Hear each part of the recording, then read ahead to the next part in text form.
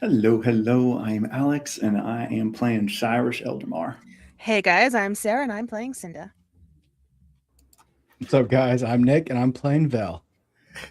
Hi, everybody. I'm Juno, and I'm playing Melvis. I am Hubelio, your dungeon master. Welcome once again to our 21st episode of Rise of the Leviathan. Yay! Let's go.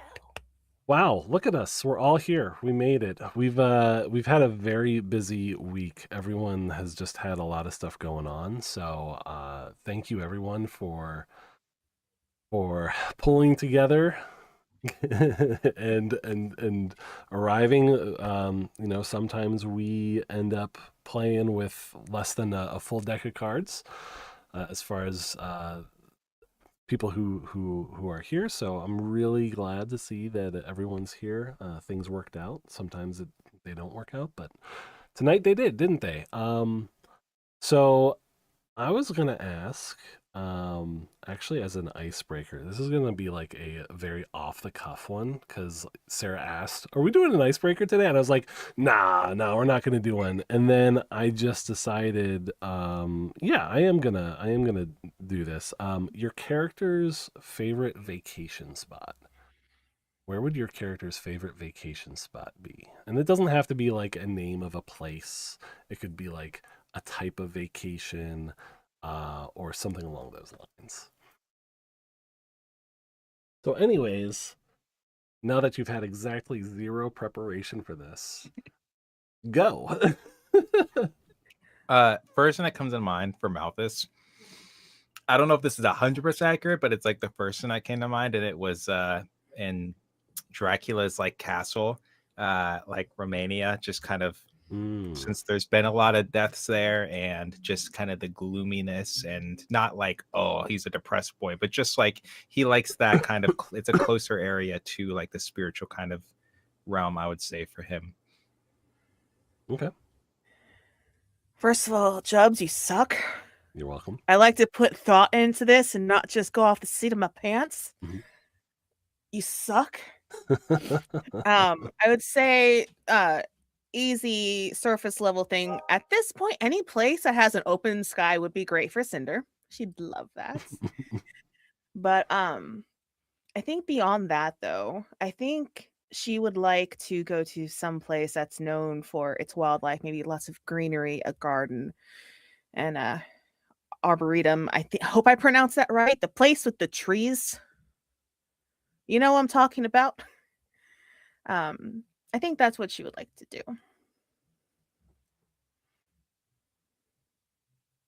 Anywhere is a vacation as long as Violet has her family with her. Boo. I'm leaving. Goodbye, No, guys. no. I unfortunately don't have my full deck of cards today, so goodbye. I think for Cyrus, somewhere warm and quiet, wherever you'll find the nicest sunset.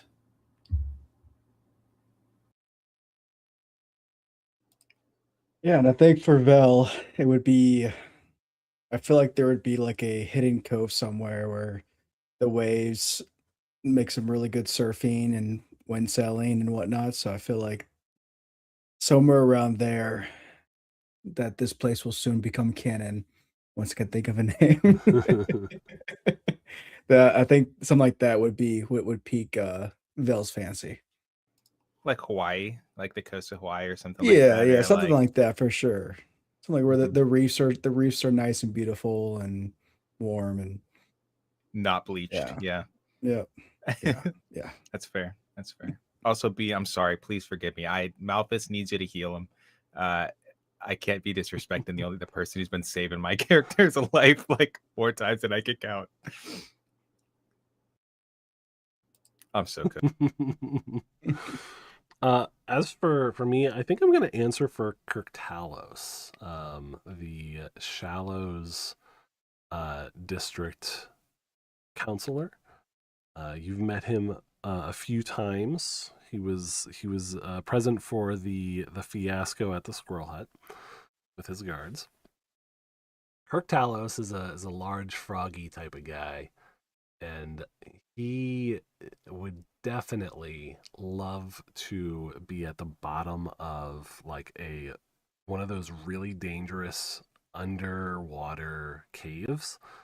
One of those ones where like if humans swam down in it, there'd be like a sign that says like, "Don't go in here, you might die." He would love to just hang out down there and like squelch his feet like in the mud, and just be an aquatic kind of guy, hanging out and finding some solace and quietness and darkness there. A real question. The real question. I know everybody is thinking this right now. Where would Wesley's vacation be? Ooh, Wesley's vacation. I think the sunset idea, Cyrus's sunset idea would probably would be a pretty ideal vacation spot for Wes too. That's fair. That's fair. Is this something that I can meta game? Ooh. Possibly. We can think about that. We can workshop that for sure. That is a very polite way of saying no. Anyways, I'll let you do your thing. I just had to know. Okay. Sorry, I just had to mute my cough there. All right, well, I think we're going to go ahead and get started with our show. Thank you all for coming up with the completely spontaneous icebreaker for me. Just off the cuff. All right, so let's get started. A small breeze brushes the tassels of wheat growing in the agriculture district. A dim light is still being emitted by various gigantic jellyfish swimming in waters high above the bubbled city of Seagate. It has been a long time since the death sentence was carried out in Seagate. People are still walking home from their day activities, speaking of it in low tones. I never thought we'd see people getting put to death. I mean, he deserved it. Drawing those things to destroy everyone? What a monster. Every air breather is in mortal peril while those jelly cultists walk free. Lies mix with the truth as events turn to rumor. What about those so-called heroes? They burned down our town and laugh about it. Yeah, they were trying to get that guy to summon more monsters too. I think they're bringing the Valsari to our doorstep also. As the party heads to their guest housing, they notice side-eyed glances and whispers swirling around them. Public sentiment seems to be as fickle as the breeze that can be felt even here, leagues below the surface of the waves crashing far above. Your thoughts turn to the events of the day, an execution Cinder and Malthus attempted to thwart, Phil's face turning gray as his body disintegrated in front of you. The guards gurgled, gasping as Cinder's dagger choked life out of him. Jaha's scowl. Buford's worried face. His face was worried. Why was his face worried? You're carried back to the present as you arrive at your destination. Marcy is waiting at the guest house as the party ambles forward. Y'all seem to be stepping from the saucepan right into that skillet.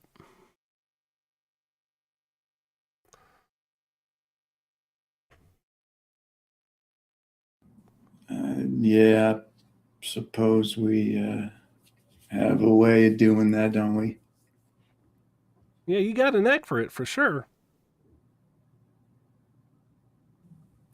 Believe it or not, we don't mean to. It just happens.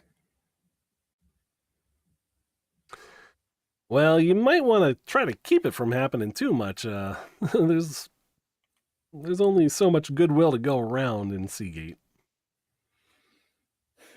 I'll try to keep that in mind. Speaking of goodwill, I did want to come over here and let y'all know we're back on our feet here in the district. And helping the way you did, that means something to us. I've got a little piece of information for you. I got word that the Mad Mage wants to see you in his tower. but he's a bit stuck. One of his tower wardens came and brought the message, if you want to see him, you're going to have to get through his tower. He says he's got information you'll want to hear. Does he often go and try to get people to visit him? Is that a common thing for him? I mean, he's not around very often. Over the last 60 years, he's like shown up a few times here and there. So I would say it's very uncommon for him to be sending word for somebody. Do you know if he's dangerous? Yeah, I'd say if you got on his wrong side, he could be dangerous. That's a safe assumption. What is his wrong side? I wouldn't even be able to begin to guess. All right. Well, guess we'll be testing our goodwill once again, most likely then. Seems like it. Anyways, I'm heading back to the ranch, the main house. Y'all have a good evening. Thank you. Thank you, Marcy. As she walks off, you're left just hanging out in front of the guest house. Well, that didn't go as planned, did it? No. No, it didn't. Cinder just kind of takes a moment to look down at her knife-wielding hand, and she just kind of clenches and unclenches a little bit, just kind of staring off in the distance before coming back after a few moments. No, that didn't go very well at all. But I suppose it could have gone a whole lot worse.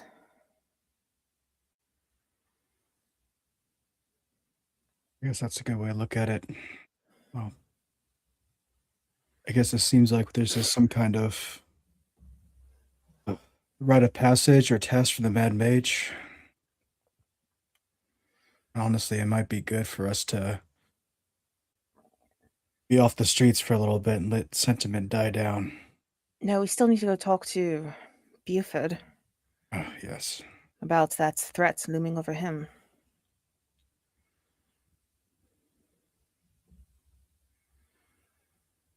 Yeah, that was wait until the morning. So depending on how that goes, I suppose I'll kind of determine the rest of the day.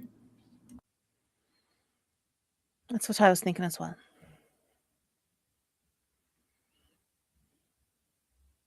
I think Vel is just gonna strumble straight into the room and walk into his room, and he's gonna hear him face plant into his bed.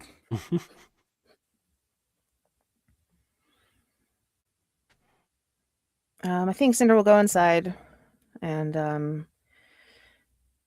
she'll probably be just, I don't know, I guess relaxing, or that's not quite the right word because it's not really good relaxing vibes right now.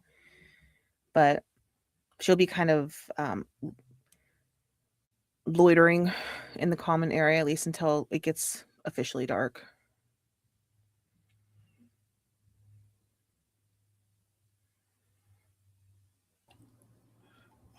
So last session, Violet, well, not I, but Violet had been doing the sending in the guest house, I guess.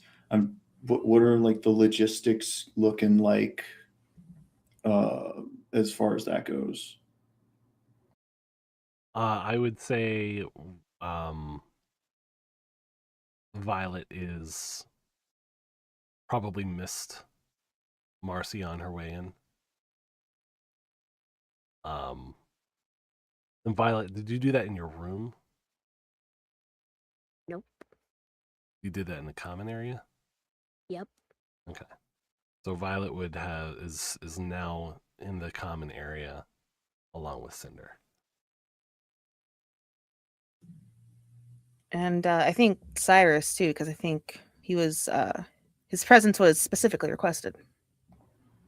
Yeah. Okay. Okay. All right. So I guess it's the three of us then. Mhm. Oh, And I what's already Malthus casted do? a spell, and I am not going through that again. Mhm.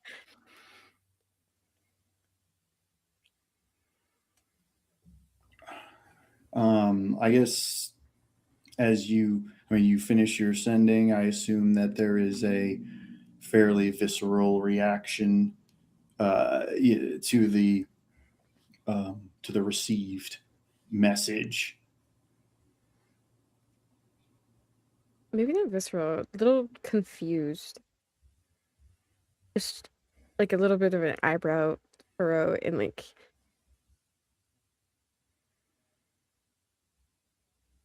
if that's what he wants to think for now, then as long as I know he's alive. Real quick, just since we're already kind of, you know, shuffling around a few little moments here, Cinder would, you know, seeing that Violet was about to start doing this spell, she would have asked Violet if she wants some privacy. She wouldn't just be dropping eaves I all wouldn't have awkwardly. minded. Okay. All right, then in that case, yeah, she's there and present, and let's continue. Yeah, Sorry. we already agreed on no secrets in the party, so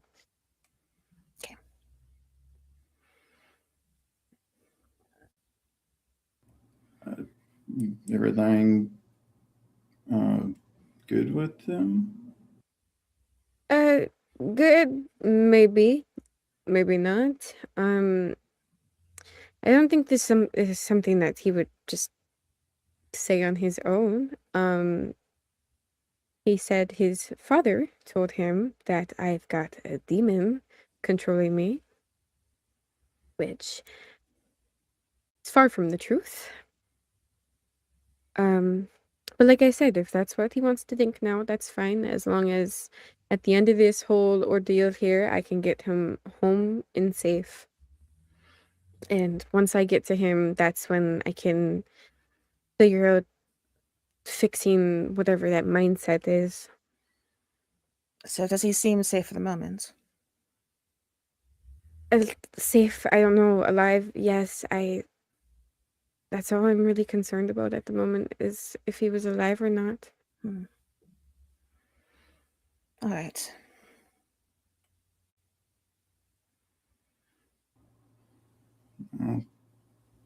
We'll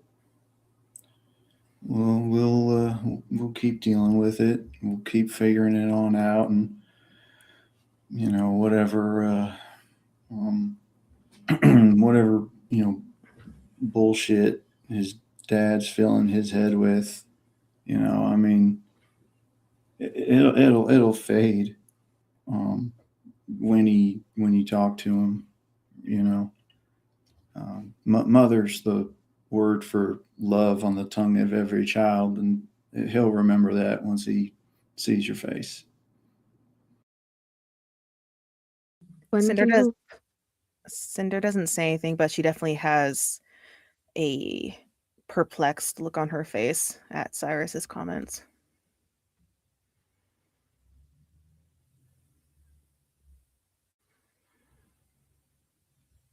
Well, What? I'm gonna go to bed, and she just gets up and I do want to talk to you all about what happened. I would prefer if everyone is here, though. Perhaps in the morning. Yeah, I think that might be a better time for everybody. All right.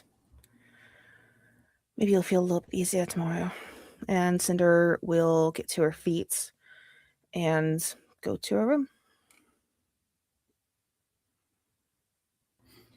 Yeah, I'll head on back to mine, stay up for a couple hours practicing quick draws with the dagger, and then get ready for bed.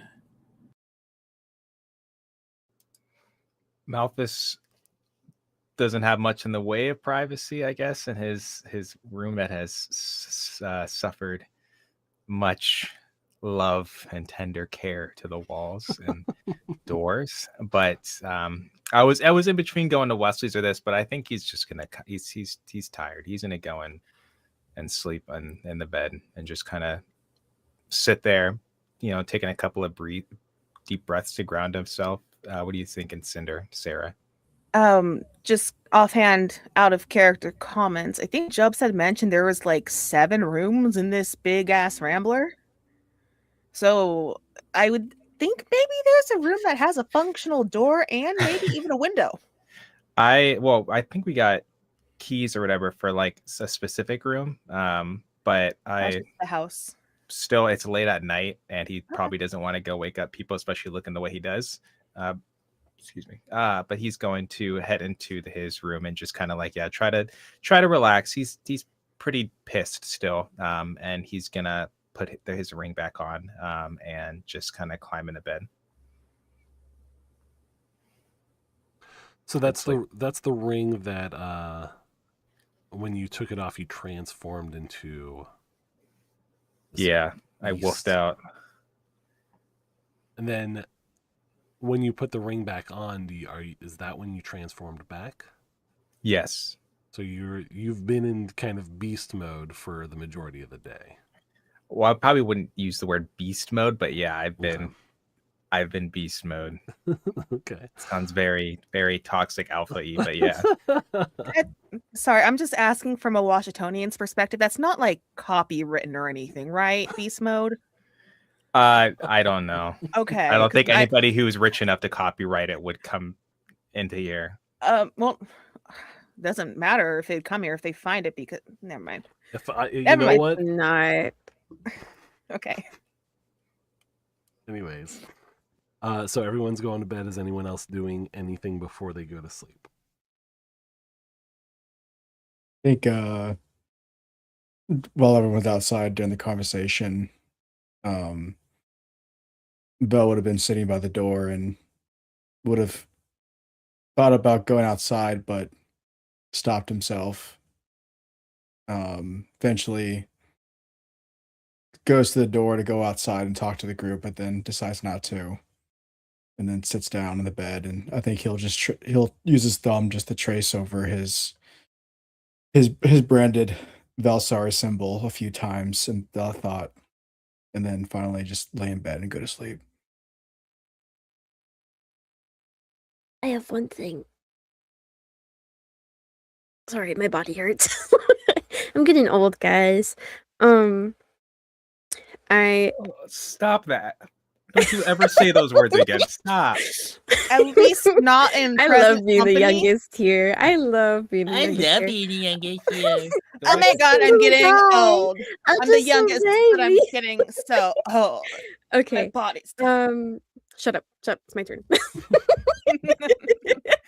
Proceed. It not long after we all kind of split off and went to our own rooms, maybe like 15 minutes in, Violet would find her way to Cinder's door, actually. Give it a light knock. I was debating on whether I should just open it, but that's weird. Yeah, she'll go ahead and she'll open the door. And when she opens the door, you can definitely smell that there is some incense that has been lit. It's got that kind of heavy, smoky aroma. Okay. Was not expecting you. Is everything all right? Yeah. I'm okay. I was actually wondering if you could help me. I might be able to. What do you need? Can I come in? Oh, of course. And she opens the door and gives her room to walk in. Could you close it behind me and I'll walk in? Door's closed. Okay. Great. Grace for telling. Sorry.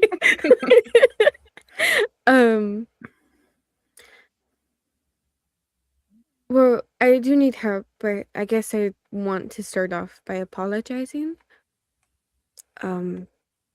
I have been very angry and upset, and I feel like a lot of that anger and upsetness has been brushing off onto you.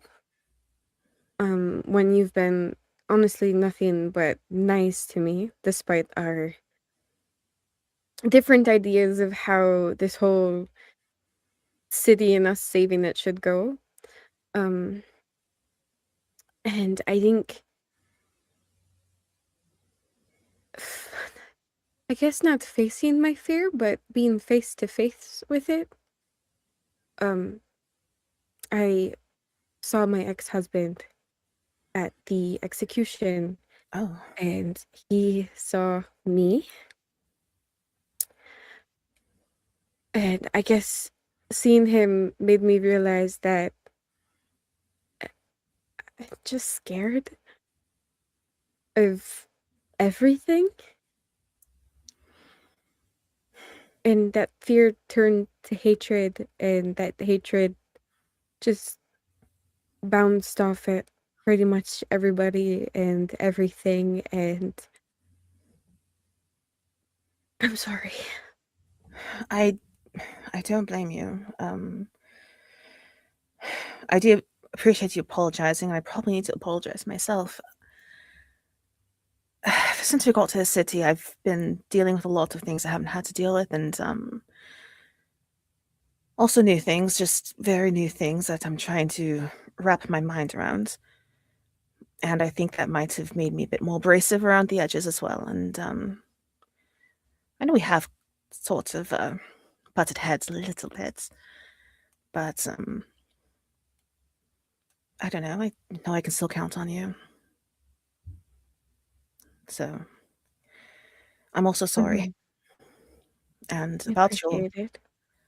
ex-husband, what is the deal with that? So I was convinced that he thought I was dead because he attempted to kill me. Oh, Big drop there. But he reacted like he knew I've been alive this whole time, and I had messaged my son earlier as you were there. mhm. And like I said, he said there was a demon controlling me, and I'm assuming that's stuff that my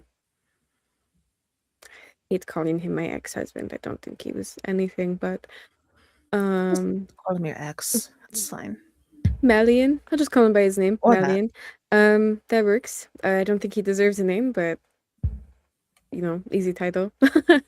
um, Malian's just been planting terrible things in his head, and that whatever. We'll figure that out. I actually came in here for your help because Malian made me ashamed of who and what I was born as, and she'll reference to her little nubbies, Mhm. and like turn around and kind of show the fact that her tail is hidden under her dress, and she'll like lift it up, and you can see that it's wrapped around her leg.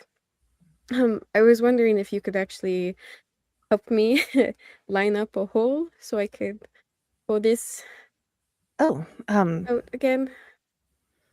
like in your skirt, Mhm. I suppose so. And Cinder will go ahead and kind of following the guidance that Violet gives her, do her best to help with this sewing project. Yeah. All right. Does that look all right? Um, yeah.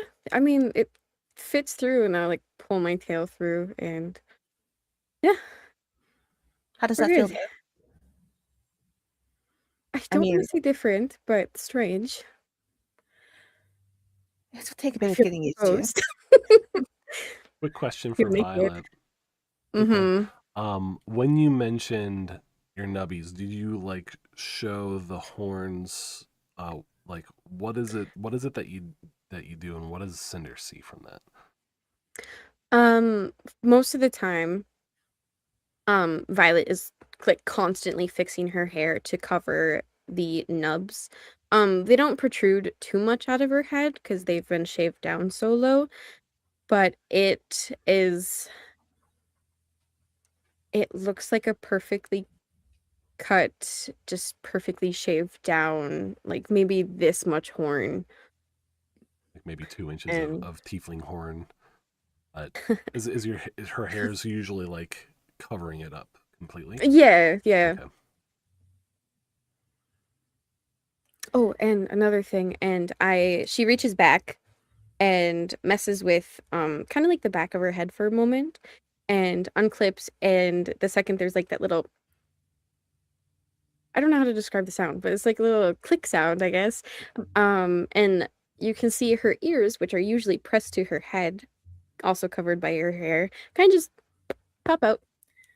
And you can see silver dangly earrings at the end.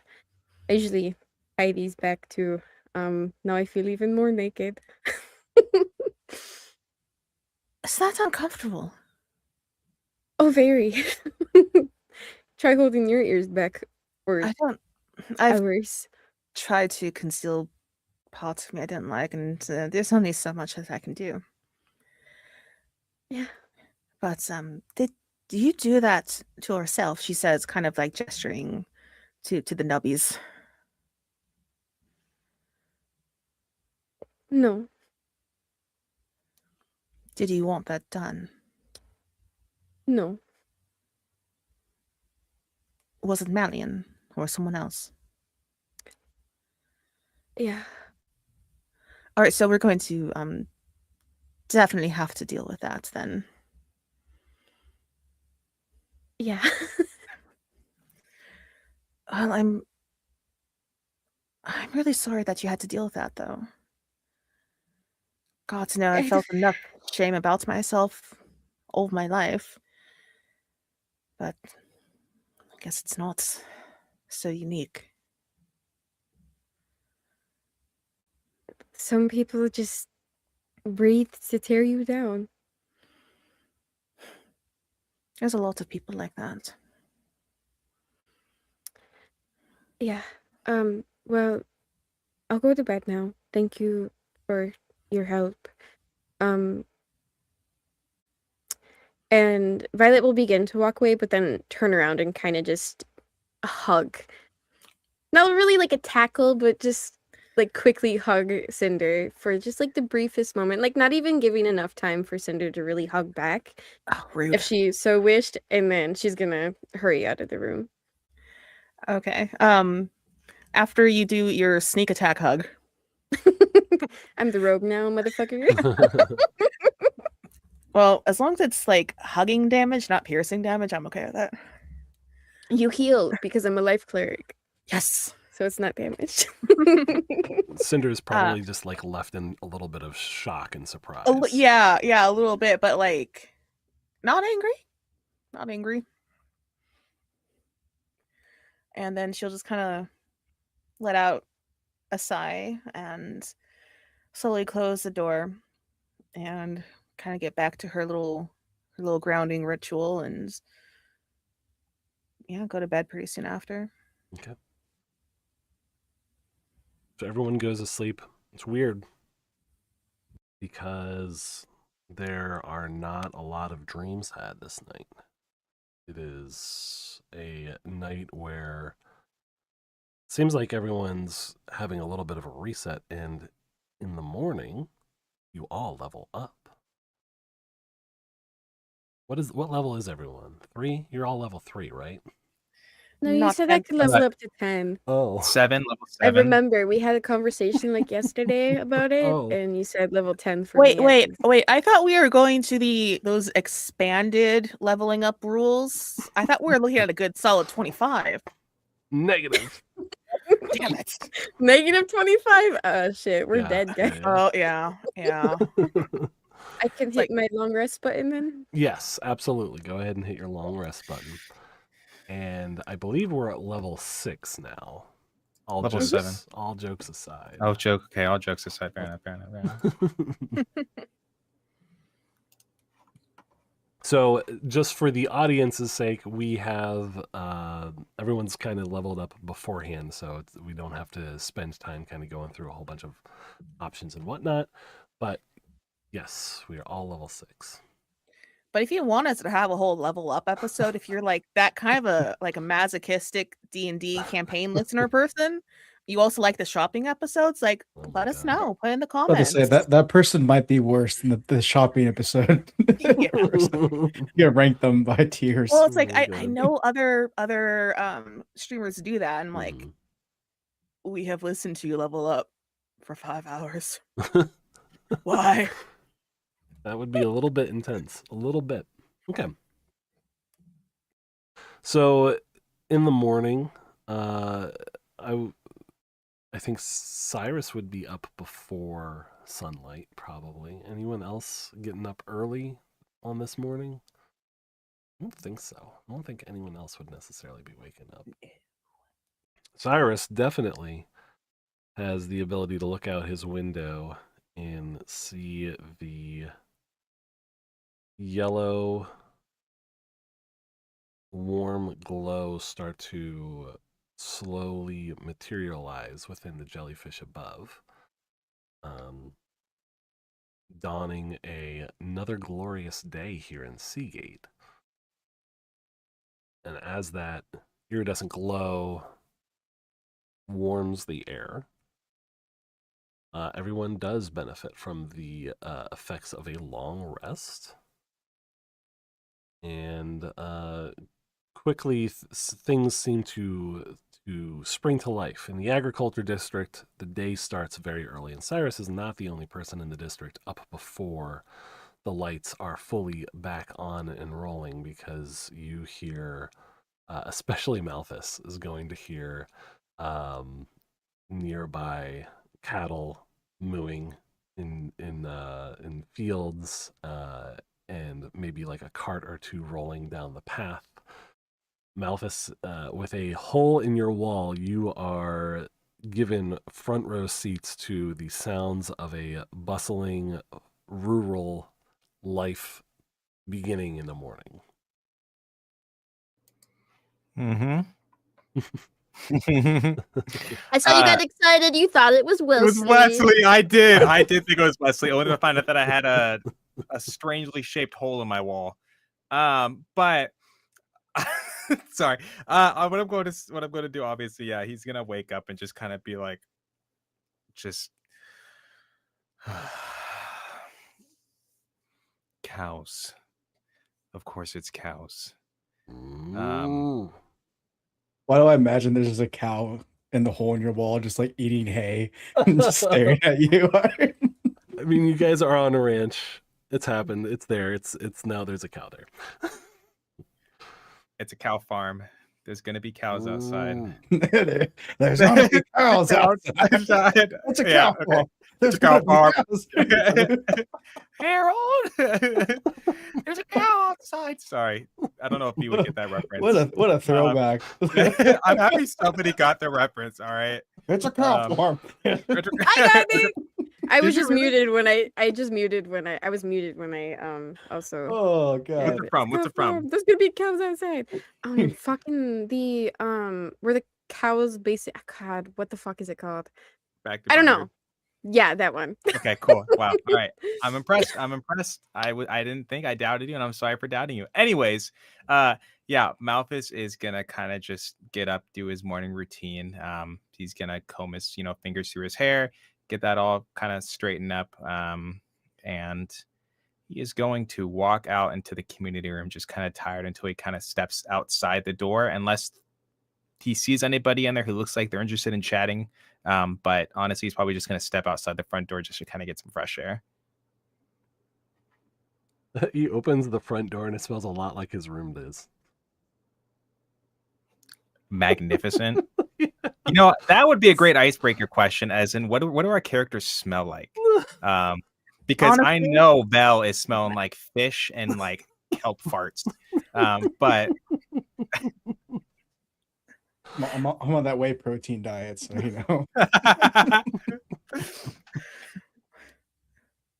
Oh my god. Okay. So Malthus is energetically greeting the morning. Cyrus is probably lurking somewhere nearby. Taking the relative quiet of the early morning to just kind of keep on going over some quick draws, just from a couple different angles and a couple different daggers and whatnot. Okay. I think Vel would walk outside. I would imagine he wakes up and the most first thing he needs to do is rehydrate his skin. So he would probably find the closest body of water, which would probably be like a trough. And he would walk by a cow, rub the cow's head, and stick his head into the water. And he'll like gargle the water, spit out to the side, and he'll put his head back into it, pet the cow again. Then he'll kind of like hold his nose and like breathe out, and the water will come out his gills, and he'll shake his head, and then take a bucket, pour it himself, pat the cow again, and then slowly start walking back to the common room to get some breakfast. The cow would definitely try chewing a little bit on Vel's, one of Vel's dreadlocks for sure. Okay. That's all right. I'd be like, bro, no, Yeah. bad. That's so bad. That's so bad. You're literally filtering through cow slobber water through your gills.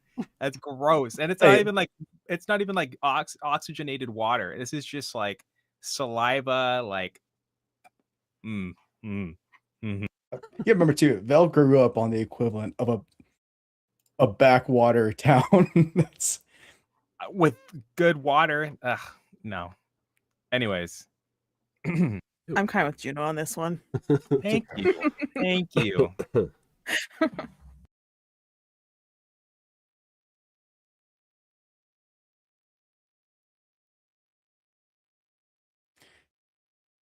anyone else in the common room when I walk in there? Yeah, I'd probably be up at this point. Ugh, you're gross.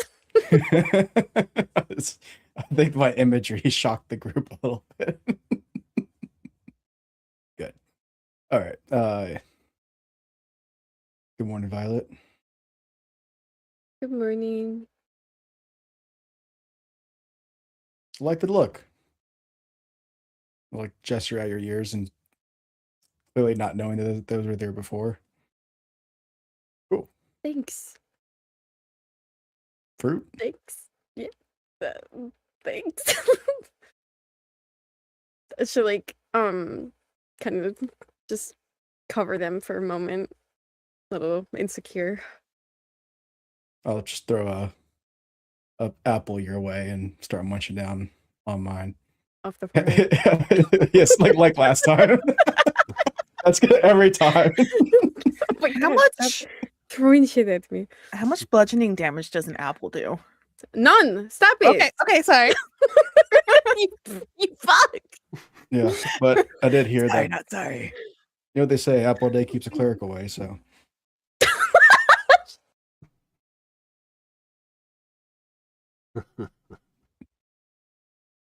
I think we should stop muting our laughs. My laugh is obnoxious. I'm good. All right. Well, so do we have a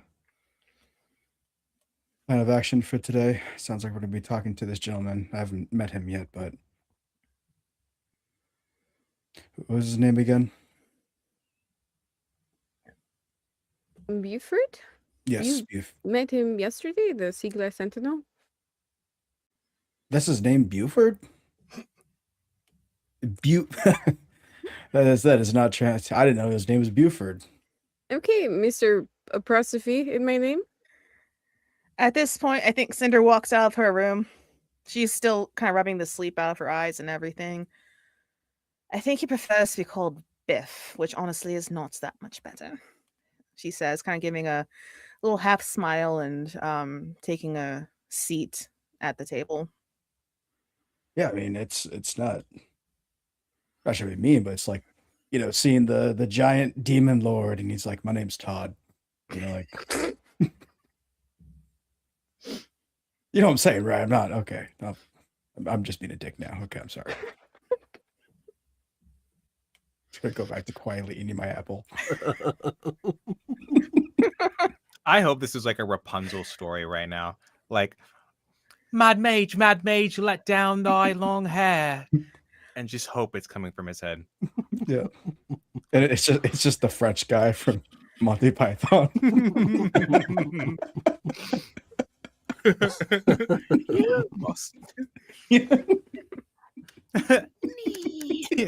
Or whatever. I don't know. Sorry. We're not beating the allegations here, guys.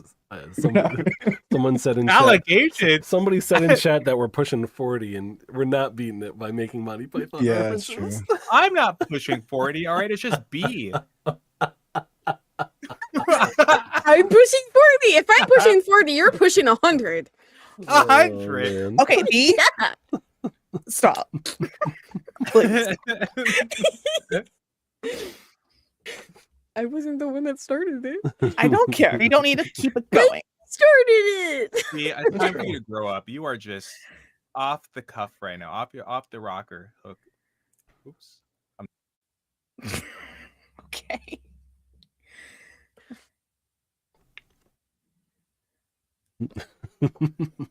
Anyways, we're not going to see the Mad Mage right away. We were going to go talk to Buford, Sea Glass Sentinel, Savior of the City.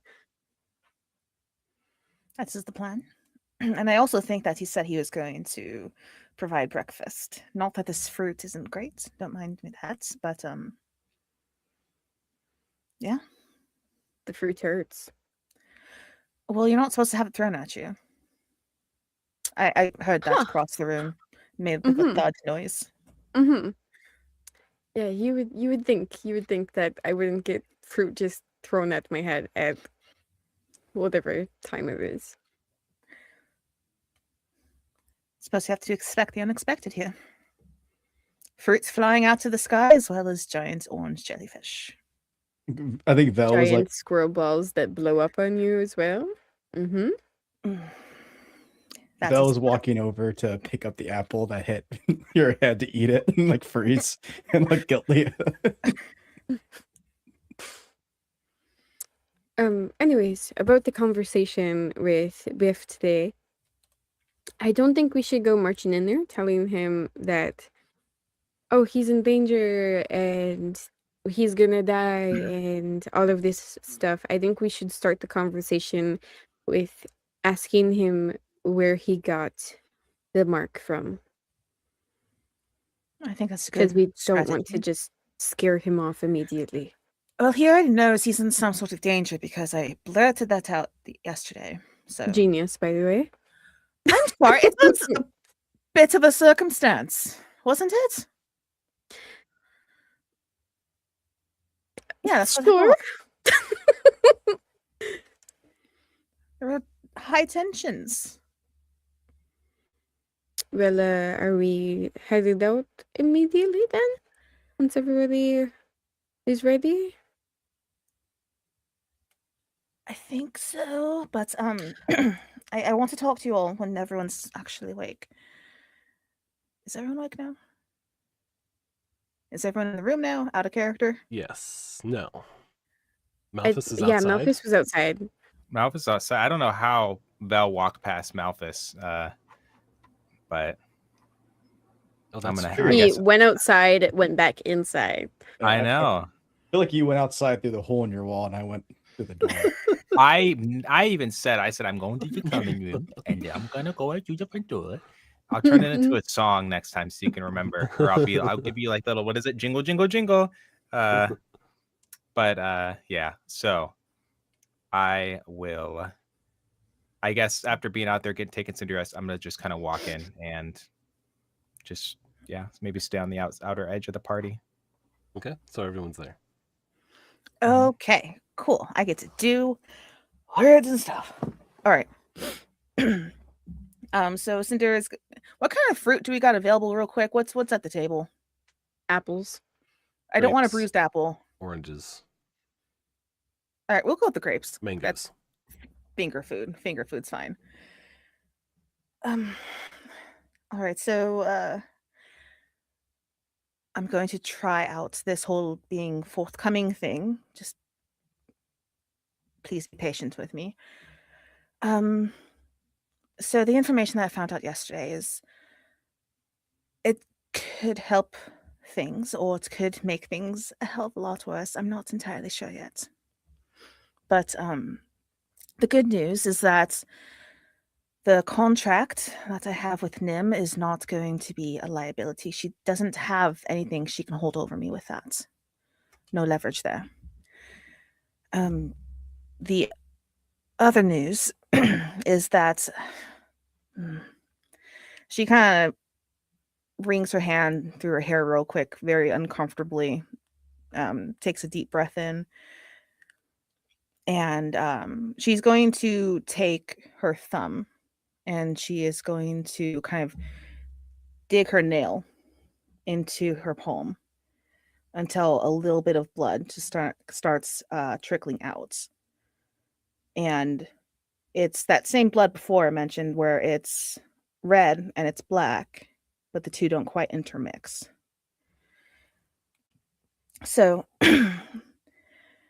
she told me that she's my mother and that she had more of an intimate relationship with my father than I thought she did.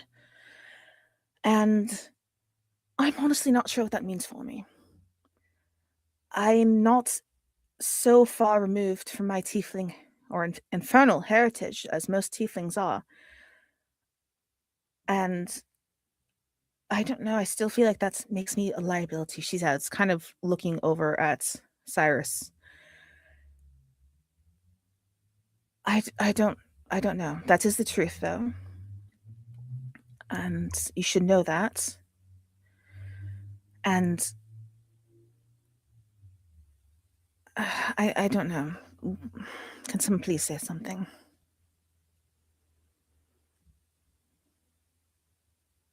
Did she?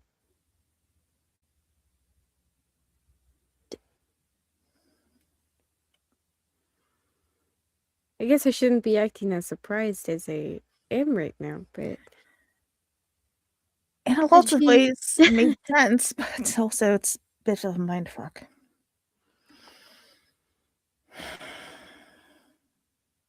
So you didn't know she was your mom? No. I didn't. Jubs, Yes. do Nim and like at the mention of this, is there like calling back on my memory, is there any kind of similarities between Nim and Cinder that would be like, oh shit, why didn't I notice that before?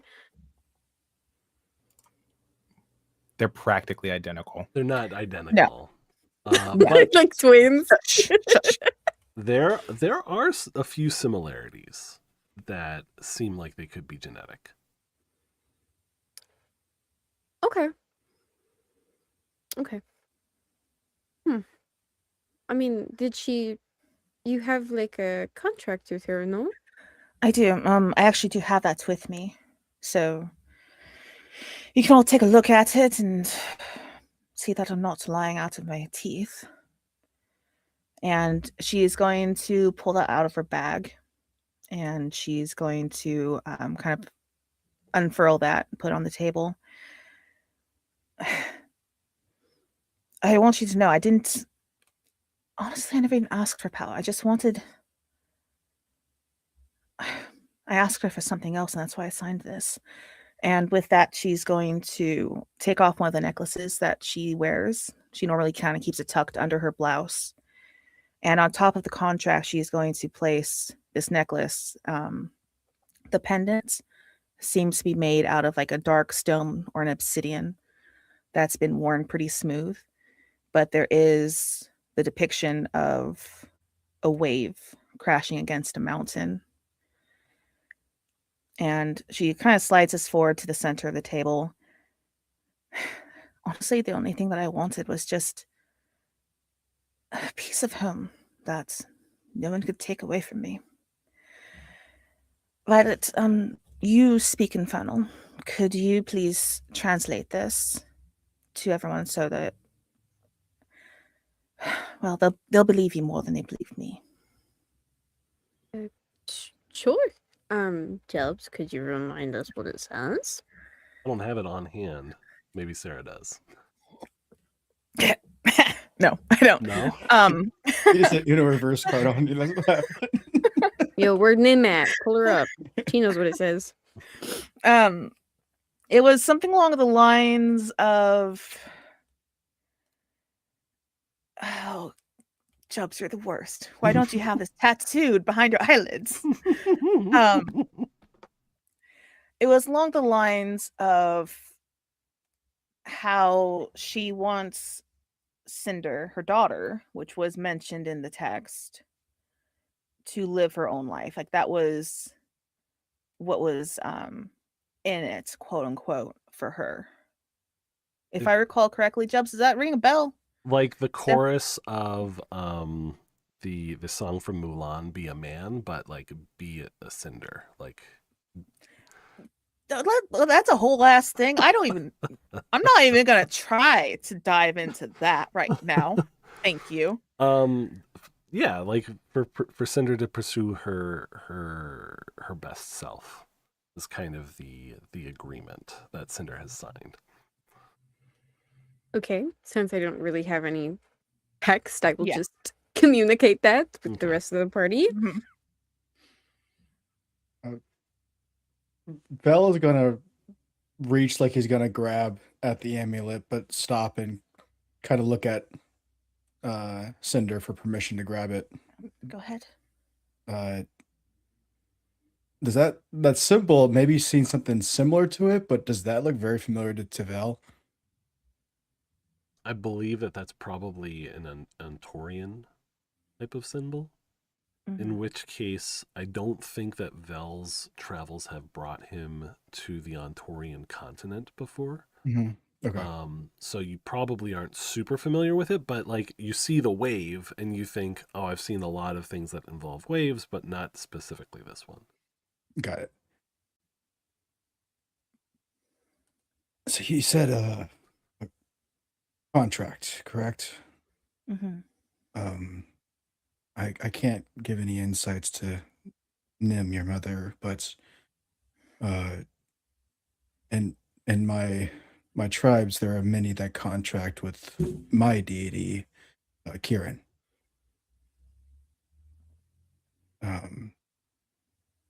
I do know that one of the big separations between us is that the beliefs of Kieran are so vague that both the Valsari and the Valkyrie can both successfully follow Kieran, because it's to live free of lands. And as you know, the Valsari and the Valkyrie both approach that very differently. As I'm beginning to understand it, yes. But I guess what I'm trying to say is that sometimes it's a matter of perspective. And if we are able to come across a tide caller, which would be a spiritual leader, they might be able to give you some insights. Just because contracts are very familiar within the all the sea folk.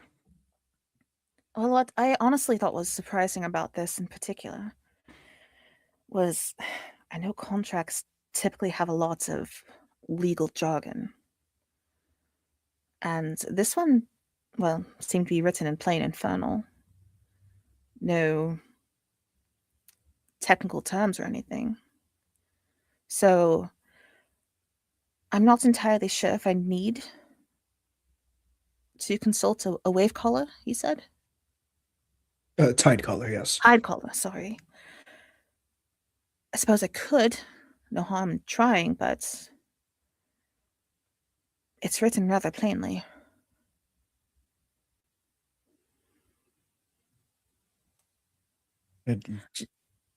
Jubs, there's no microscopic, tiny I was just gonna asterisks. ask if there's anything in the fine lines there. Yeah, Stop like wiggling your eyebrows like that. You're making me scared for Cinder. I'm getting scared. Make an investigation roll. Can I as well? Yeah, sure. Okay. Because I was going to ask that. I was thinking about No- asking it no before, and I just didn't have the opportunity, Mhm. and here we are. Mm-hmm. Okay. That's not that good. Fuck you, Jobs. Was that Natural natural 20? 20 Ooh. for a 21. I just got 13. Get them all out before combat starts. Yeah. I know, perfect. exactly. Then I'll go back to the ones, and Cyrus gotta watch out. Or random guards.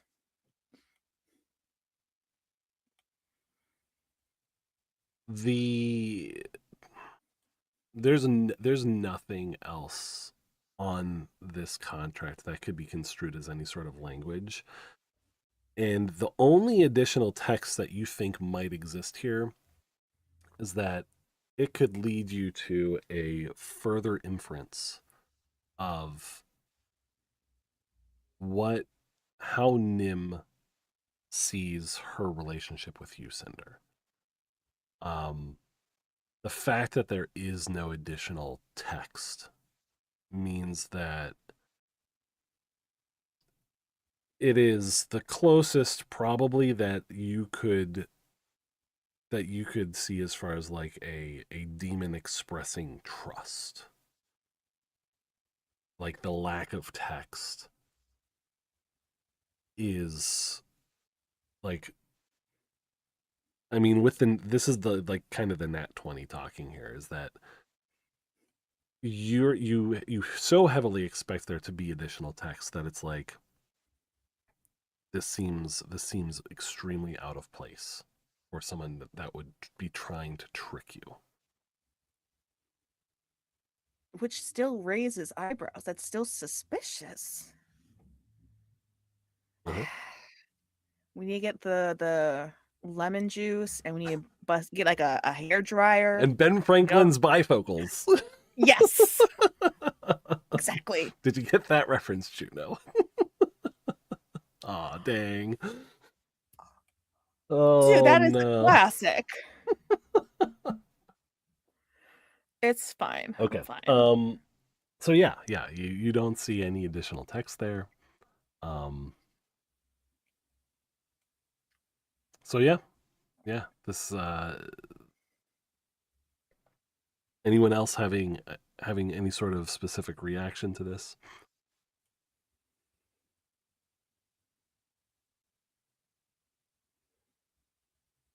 How does I want to know specifically, how does Cyrus look with this information?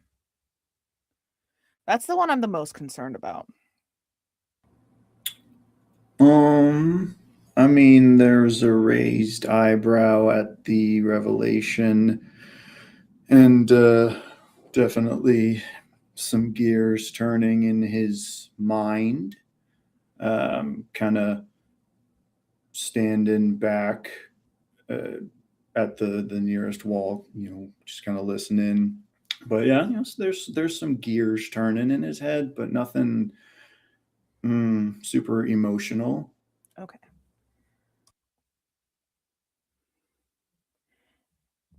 All right. Well, now that is out there, plain as day. Should we get going? I do have one more quick thing. Hmm. Something that I'll have to take care of, but I want your guys' input. I will probably need to contact my cell, at the very least, to tell them just to stand by. Is there anything that we could potentially have them do that could help us? They are very, when it comes to scouting and less, help me out here, Cyrus. What would be the good word for that? Not interacting with public facing entities, but the background stuff. regardless of whatever intelligence gathering you want them to get up to, I'm going to advise against that. I think that is a net that we would do well to not get ourselves tangled in. If you think you can, you pull something out of them, right? A little know-how or something, okay, but I don't know if I don't know how good of an idea it is to really get too tied up in it. I mean, let's say worst case scenario, things go south with them, and then you get caught up in it, and we're caught up in it. So I will defer, and I don't mind using them in some way, but I'd caution perhaps a little bit less active on that front. The same idea. I was going to ask them to stay out the side of the city and investigate the jellyfish migrations from a distance and anything peculiar. I mean, I think they probably gonna have a better chance of getting eyes on that than we will. So, I mean, can you trust them to be discreet enough? I mean, the problem is they've already kidnapped me once. Yeah. So the net has been cast and I have been caught in it. So whether I like it or not, they're looking at me for something. And I figured that would be something I can tell them to do that'll keep them outside the city and keep them occupied. Yeah, I mean, it's not. It's sound if you think that they'll take to it. They will definitely, if I tell them to do something, they'll absolutely do it. All right. I mean, like I said, it wouldn't be the worst thing in the world having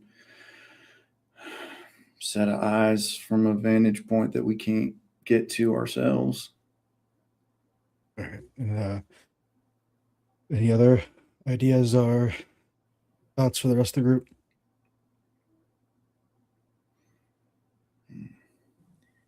I don't know enough about all of this to be an expert, but that seems like a reasonable proposition.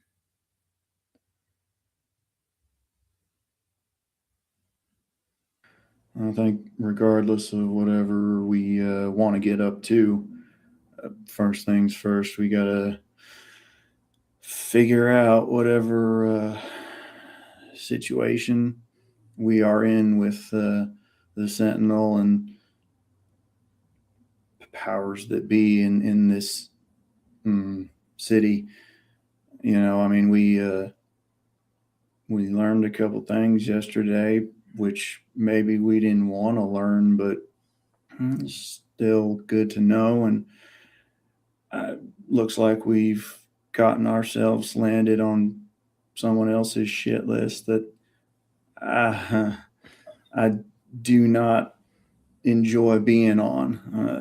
Jaha is not the type of person I think that we want working against us. So, yeah, if we can get a handle on that, I'd like to, and if not, understand that we might be walking into something with a certain amount of hostility coming back our way.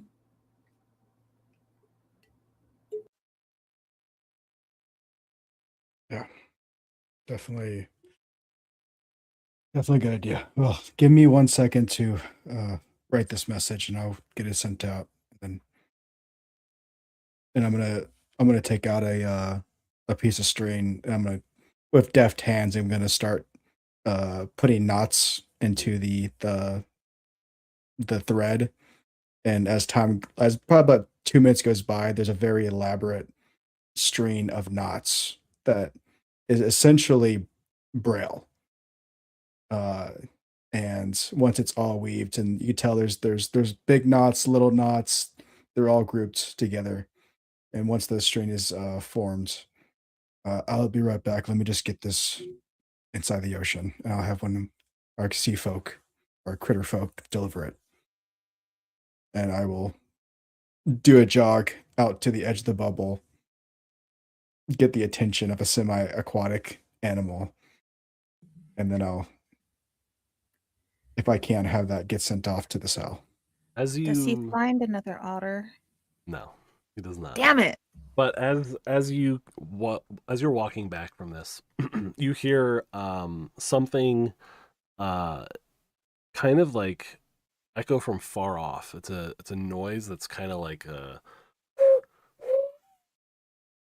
kind of that type of a noise, which is something that you realize is like a Valsari acknowledgement.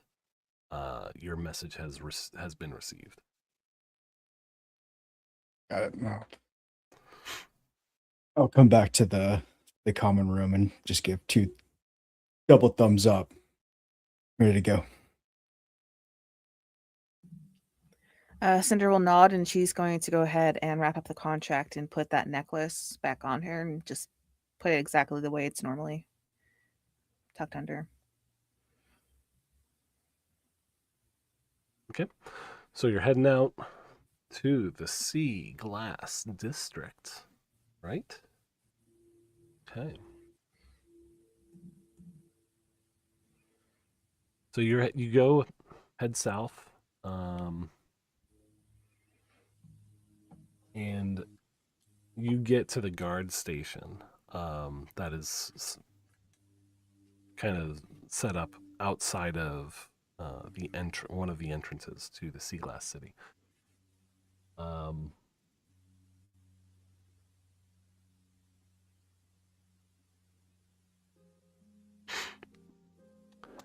You approach the guard station, and Your audio sounds a bit weird. oh, is it strange right now? Yeah. Do I need? Far.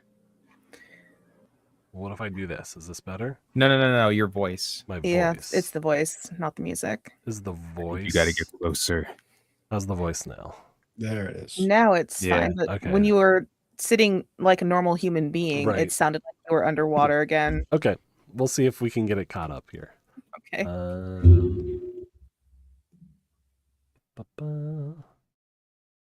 Yeah.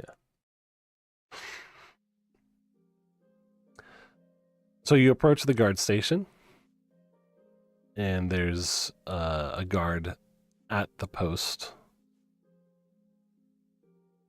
He sees you coming up, and he's like, "What's your business here in the Sea Glass District?" We have an appointment with the Sea Glass Sentinel. As you say, we have an appointment. A shadow kind of like goes over you, and you look up at the promenade above you, and kind of blocking out some of the light is a figure standing up on the catwalk, actually on the ledge, on the handrail. And again, you are met with the sight of this elven figure covered head to toe in gleaming mail armor with iridescent scales. And, of course, fluttering in the breeze that is not there, beautiful green, blue, and purple cloak. And he looks down and he says, it's a little late, but better late than never, I suppose. Chubbs, how early in the day is it? It's like a half hour after it's been light. Okay, Cinder's just going to roll her eyes at that comment then, but she's not going to make any quips on it.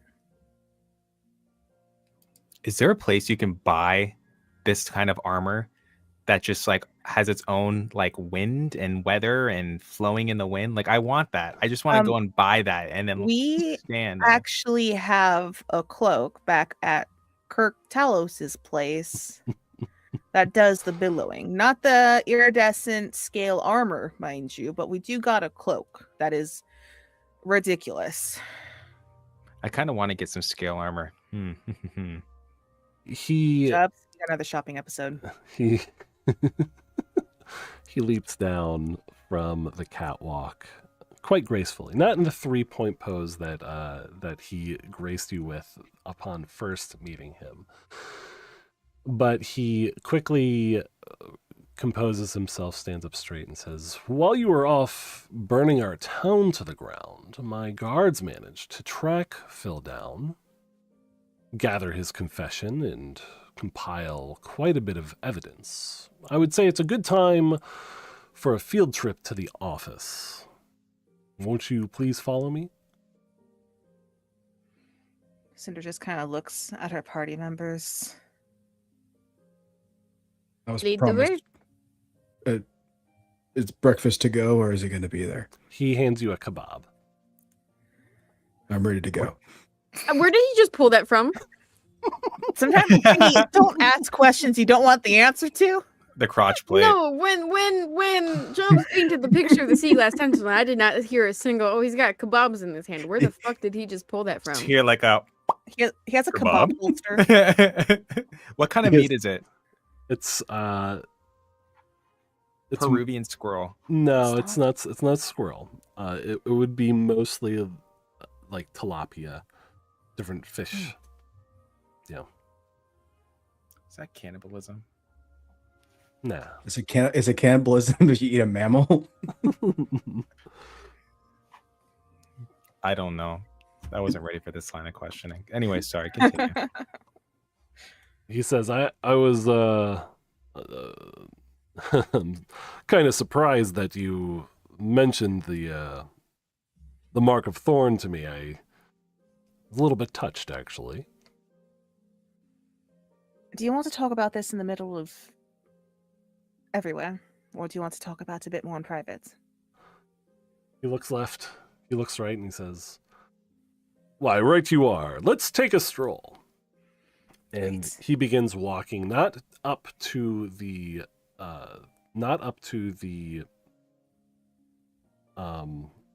nobility district, but straight ahead into the administration district.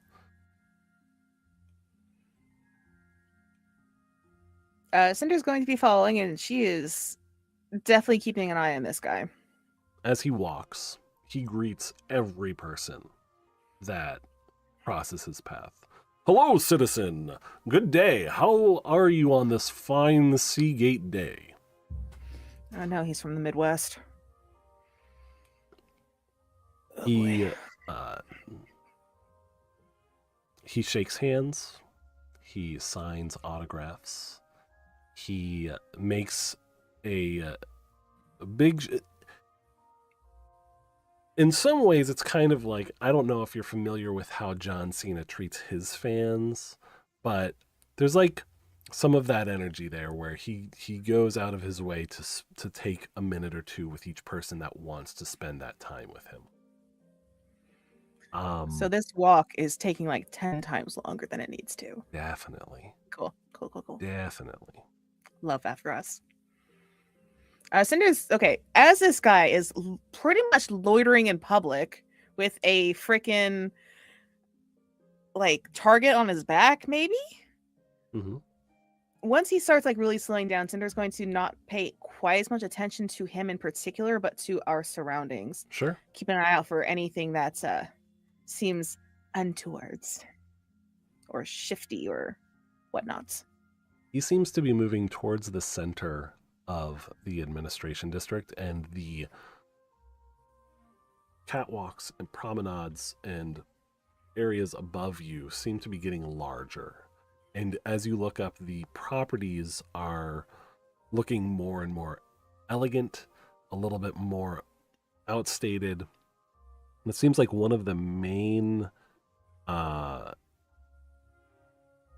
kind of promenades that the Sea Glass district has, the nobility district has, there's a large structure underneath it. And that's where he is heading. And you eventually see a sign that says, the Remonstras District Prison. The Remonstras District Prison is not a very cheery sight. Situated underneath one of the larger stretches of the Sea Glass City, the compound seems to buttress the upper city from the harsh reality of crime in Seagate. Biff escorts you into the front station, which is buzzing with clerical workers doing office tasks, filing paperwork, writing reports, processing lawbreakers. This place serves as a bastion of justice, order, and bureaucracy. You start to notice this is probably why you have failed to see guards in the university, trade, and shallows districts. They seem to all be hiding here like ants huddled in a colony. You are quickly shown the way out of the processing offices, and you start to encounter doors that are locked and manned. Biff bids you to follow him further into the inner workings of the prison.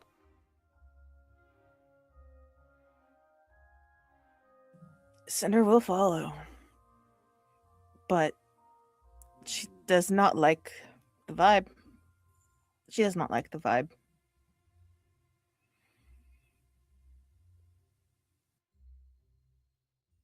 I think once we get into underground and closed land, Vel immediately becomes very, very anxious.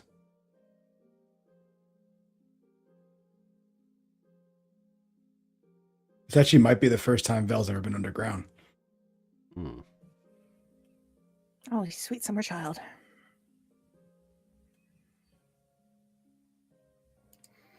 Malthus is just going to be kind of trailing right behind Val, silently brooding. I'm going to be keeping a heads up, making sure that I'm keeping track of our of every turn that we're taking, every hallway that we're going down, how many doors on the left and right we're passing, any windows, all that good stuff. Yeah. Actually, quick question. What was the name of this prison or this area one more time? The Remonstras District Prison. And does this have any obvious indication that it has an association with any Ryman church, temple of any sort? No. Cool. All right. Just had to double check that. Of course.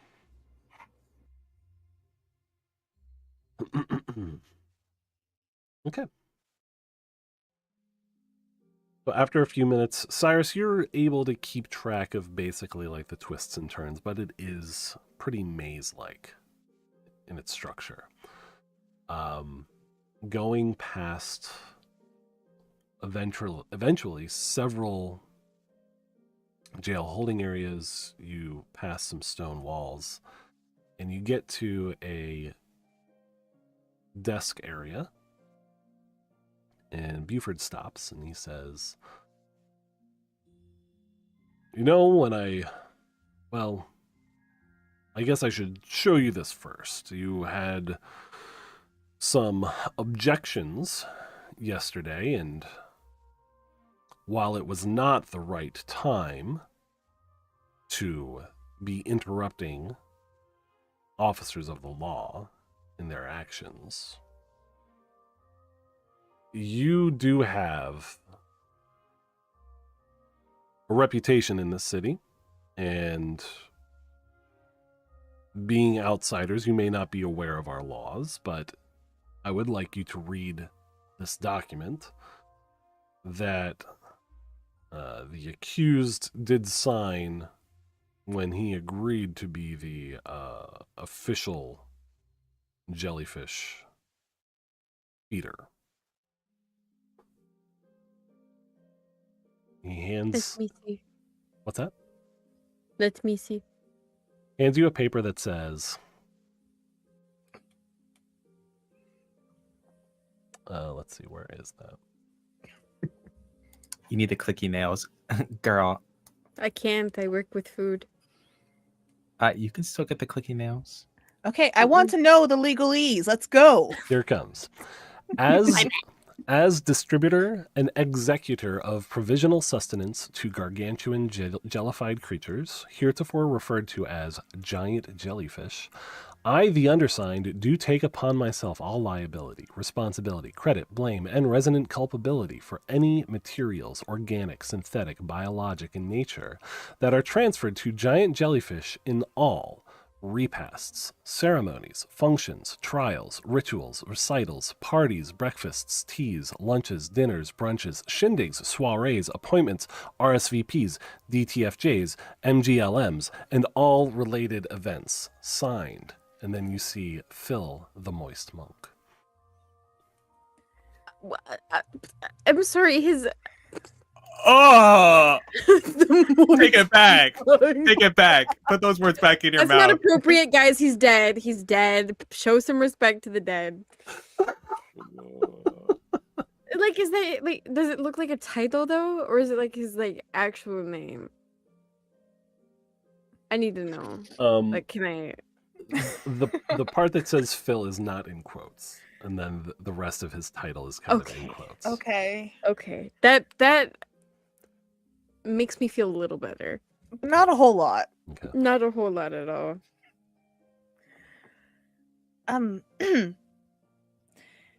Is it customary to have someone just completely have their rights and everything just signed away on a contract like this? Like, there's so much room for something outside of someone else's purview to happen. And is this the common terms of service if you want to be a public jellyfish servant. feeder? Yeah. This role is not just public service. This is one of the highest honors that we hand out in the city to any civilians. So Great. the wording is very specific because we don't want what happened in our city to happen. And yet it still happened despite your stupid verbiage here. I don't know if what's written on this paper can be blamed for someone's incompetence. You don't know? Okay. All right. So you have this contract that was signed however long ago. Is there anything that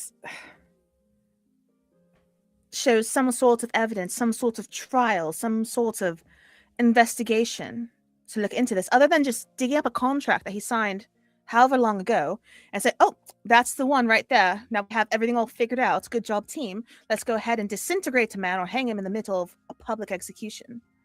Is that how the justice works here? He was tried and prosecuted, and I can share details of that, but first, Who did this? How long ago? before we get into the specifics of that, when I first met you lot, you had just managed to get one of our most beloved counselors eaten, and you said you would be doing an investigation. And what I would like to know is, what have you turned up with your investigation? I feel you're deflecting here. I will answer your questions once I've determined you're competent investigators. Well, we've found a couple of leads that we're still investigating. On one hand, we have that mark that you also bear. We think there's a connection there, and that's why we wanted to talk to you about it, get some more information. He pulls out the mark of thorn and he flips it to you. He says, you can have it. It wasn't given to me. I'm not in any danger. Do you know who does give these out?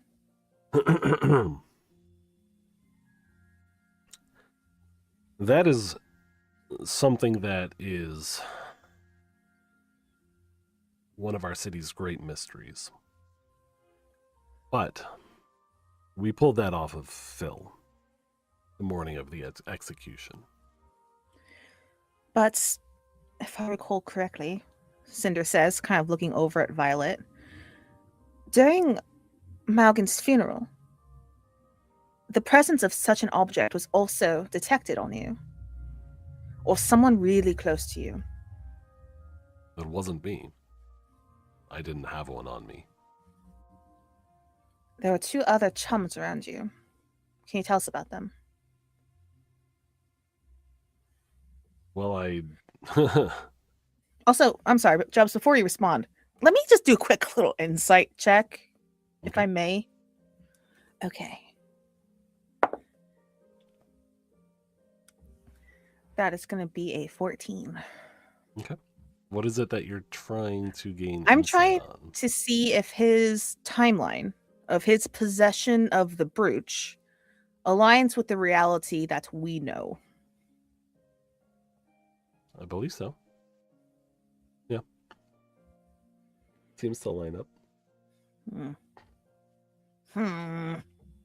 I stand next to a lot of people. I don't know exactly who I was standing next to when you detected this.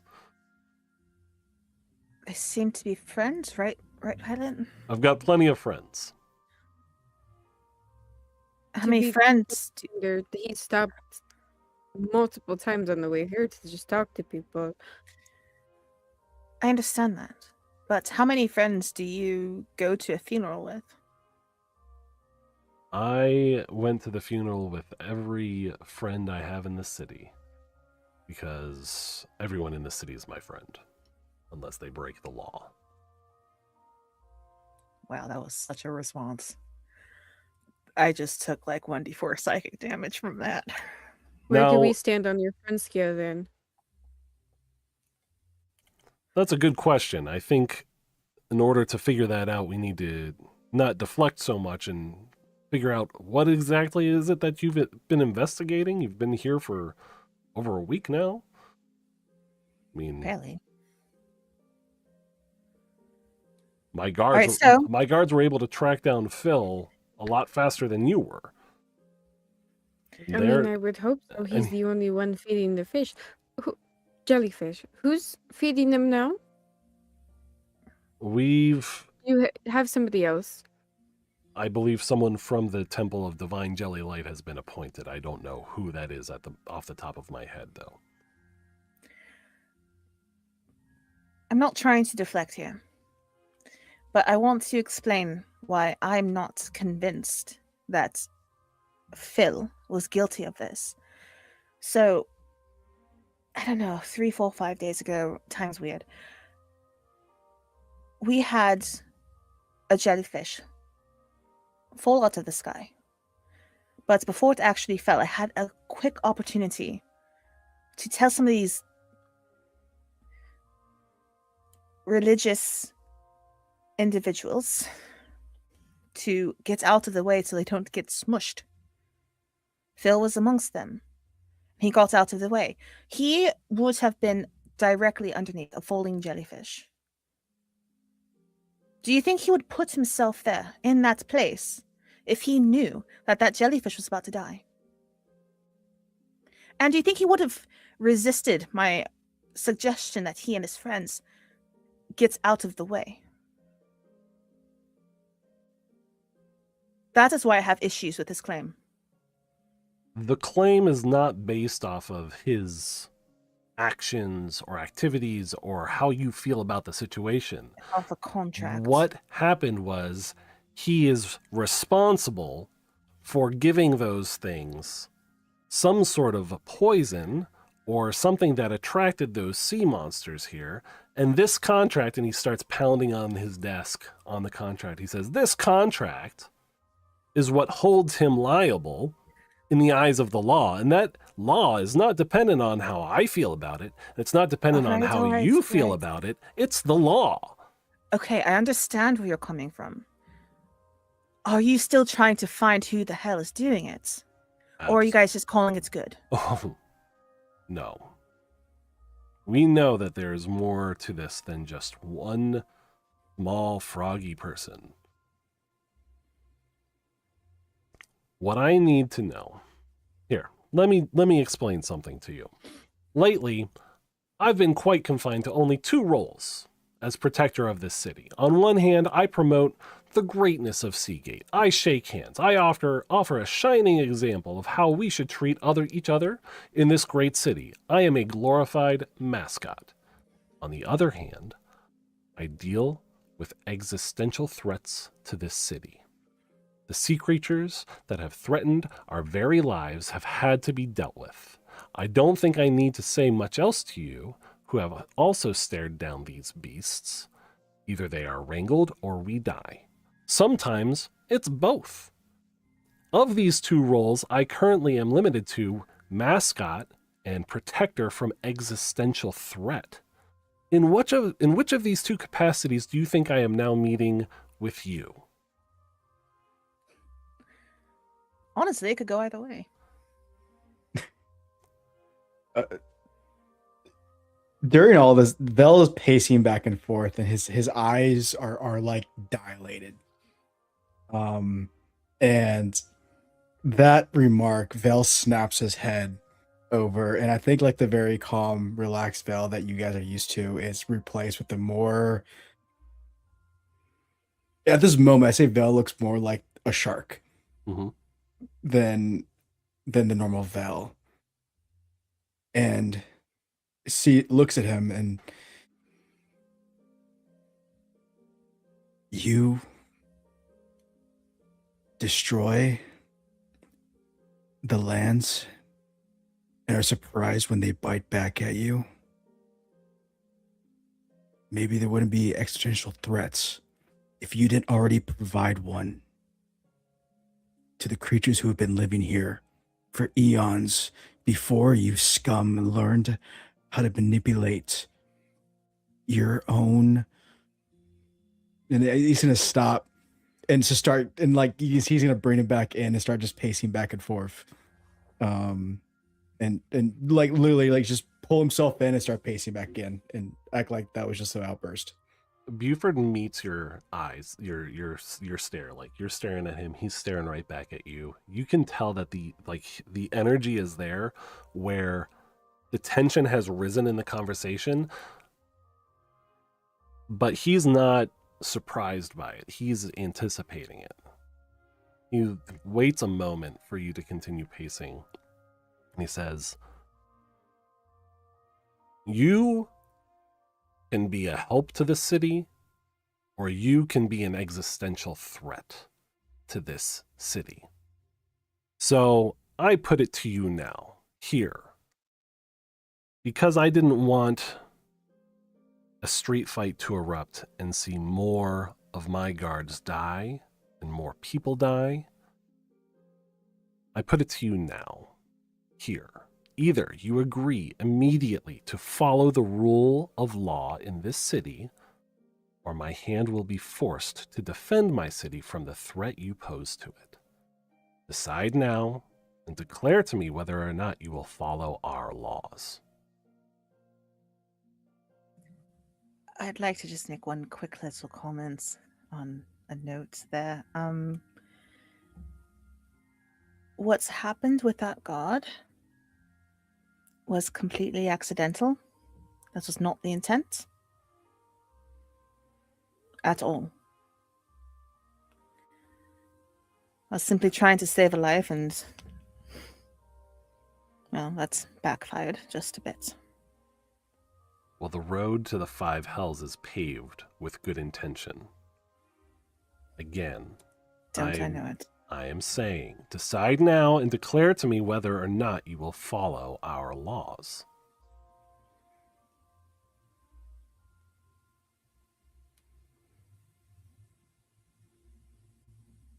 Yeah. I mean, truly, we don't have a choice. And I would like to clarify on our investigation. We have leads. We've tried following them, but every time we walk down the path of one of these leads, somebody down in the lower districts of the city that you seem to not care about at all has asked for our help. An entire district was destroyed. The very bottom structure of Seagate. Your main source of food? The agriculture district? Where were you? Were you there at all? Helping rebuild? We had our hands full. We chose people over paperwork.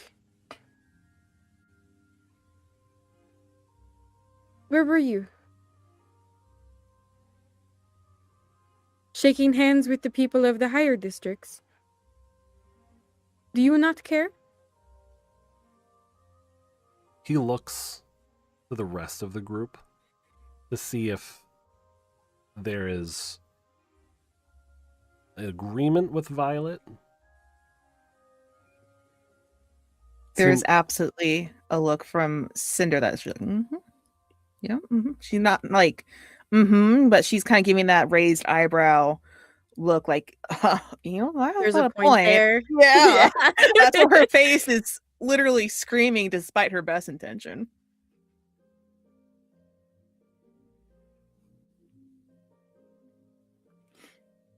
He continues to wait. He's staring down those that have not nodded or said yes.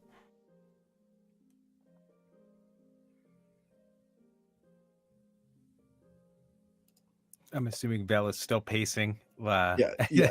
Between like this environment stressing Vel out and the comment of Biff, Vel is doing everything in his power right now just to stay calm. And I think if he engages with the Sea Glass Sentinel at this point, he's gonna lose his shit. He is very, very amped up right now with how scared he is of being in this environment. Cinder will look at Biff. God, that name. I'm sorry. Biff. Biff. And she'll say, look, I've no interest in winding up behind bars or buried 6 feet under or out there in the water.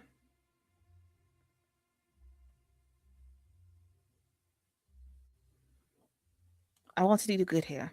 All right? That is true. Some of your contracts, those laws that you hold people liable to, though, I have a really hard time just complying with that and calling that good, calling that justice, when that does not seem to be justice at all. It seems like a legal noose that turned into a physical one. And honestly, I wish everyone who signs these would read that print and perhaps try to make a revision or something that makes contracts like that not as like comprehensively liable for things that are outside of their control. These are your citizens as well. Yes, he signed a contract. Fine. I'm not going to argue that. But that doesn't make the contract right. That doesn't make the law right. And I'd like to think that you can see that.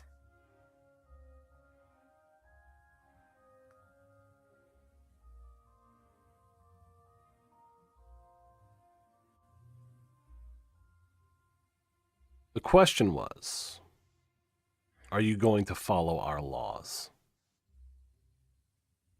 And he glances at Vel, then at Cinder, raises his eyes at Malphus and Cyrus. I'm still waiting for an answer. Malphus is going to kind of turn his head towards him because I think he kind of was mainly focusing his attention on Vel. But he's going to turn his head towards Clifford. And he is going to, he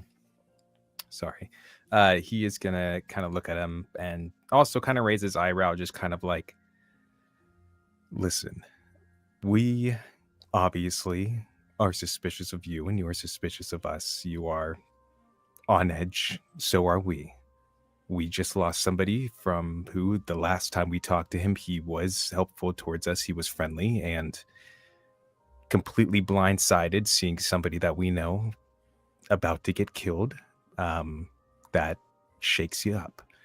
We do not have intentions to break laws, but it is not our job to protect this city. That is your job. You weren't there. You were standing far away from all we know while we sacrificed our lives for Malgan.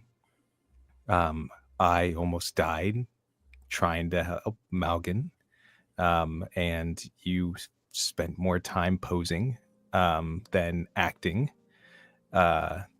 which surprises me that you would come over here and talk to us about us not caring about Malgan or any of that stuff. We have taken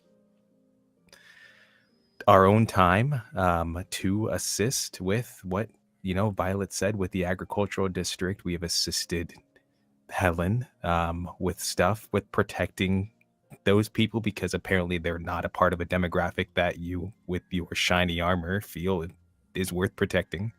But if you're asking us if we're going to break laws, it is not our intention.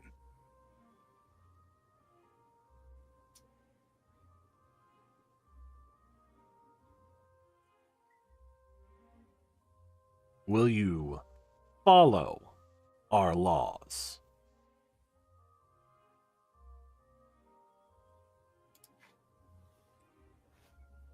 I mean, yeah, we're doing our best. He looks at Cyrus. Cyrus Eldamar does his best to be a law-abiding citizen. He pulls something out from his desk. It is the wanted poster that has Cyrus's face on it. And he says, "Trying is not going to be good enough. I'm trying to work with you right now by getting you to verbally agree to follow our laws. If that's not something you can do, then you are going to spend quite a bit of time in prison right here. So it's your decision. Yeah. It's not my decision." Like I said, I do my best to be a law-abiding citizen. I kept my hands clean the other day. I didn't want to. I wanted to cut your throat, but I let you go on with your execution.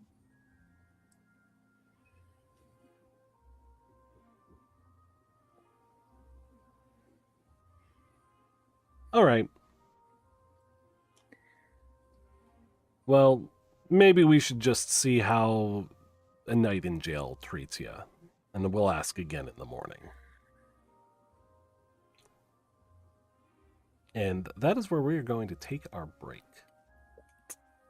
We will be back. Can I get like a little bit of clarification? Was he specifically talking to Cyrus when he said that, or was he talking to everyone? Was that like a whole group thing, or was it just it was a whole group thing? Do we all get a random cellmate? Oh God. Well, I don't Can we just kill him? We're alone in here. What? As far as We we are know, all- the door is closed. The door I want his is armor. closed. You're not alone at the moment. I would. What do you? Cinder's We're not the alone. smartest. No. We passed so many people and offices and all these things. I thought we were in his office alone with the door Well, shut. yeah. Okay. There's no way we could get out of here. Like this place is. You'll find out heavily more after the break. Be right back. Bye. Did you say there were guards in the room? There are.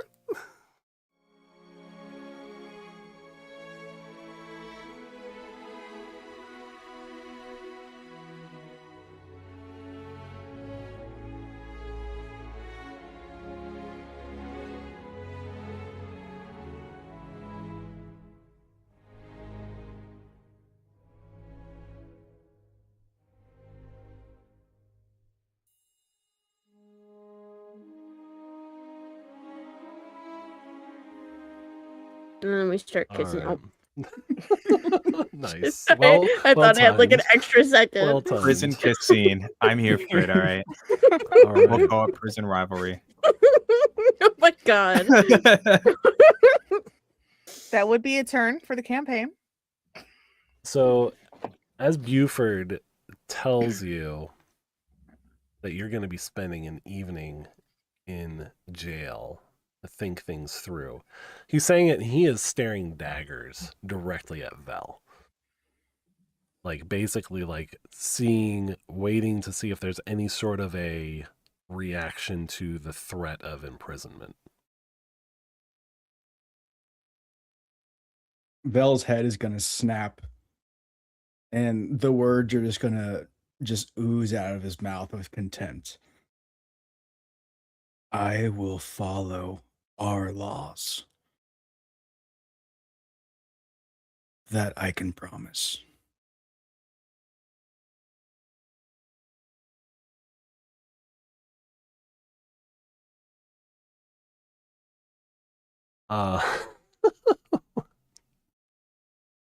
He kind of like, he pauses for a second. And he's like, our laws? What? I'm confused. That's what you wanted to hear, is it not? Yeah. That we will follow our laws. How can we leave? The laws of the city.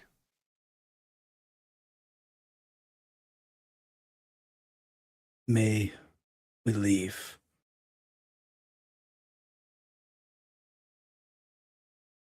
Not He without meant the answering. laws. He meant the laws of the city. You've said it yourself. He's not from here. We've Well- spent more time with him. That's what he meant. Violet, roll persuasion. Fuck! Sorry, that was a little passionate. Gosh, I really just want to try to convince him that like Vel barely speaks English. Oh my god, I'm having Rhymish? I don't know. No English, sorry. Okay. Persuasion? I have proficiency in that. Okay. That's gonna be 24. I can do math, guys. Okay. 24. Just to give you a little bit of extra detail, because there was a little bit of a question here. You are currently in a room with Buford, as well as there are 6 guards, kind of 2 at each door. And there's within view, there's like 2 others as well. So there's like 8 guards that you're seeing at the moment. Some of them are by like cells that have inmates in them. This is kind of like in the midst of the jail. There is this office area that you're in.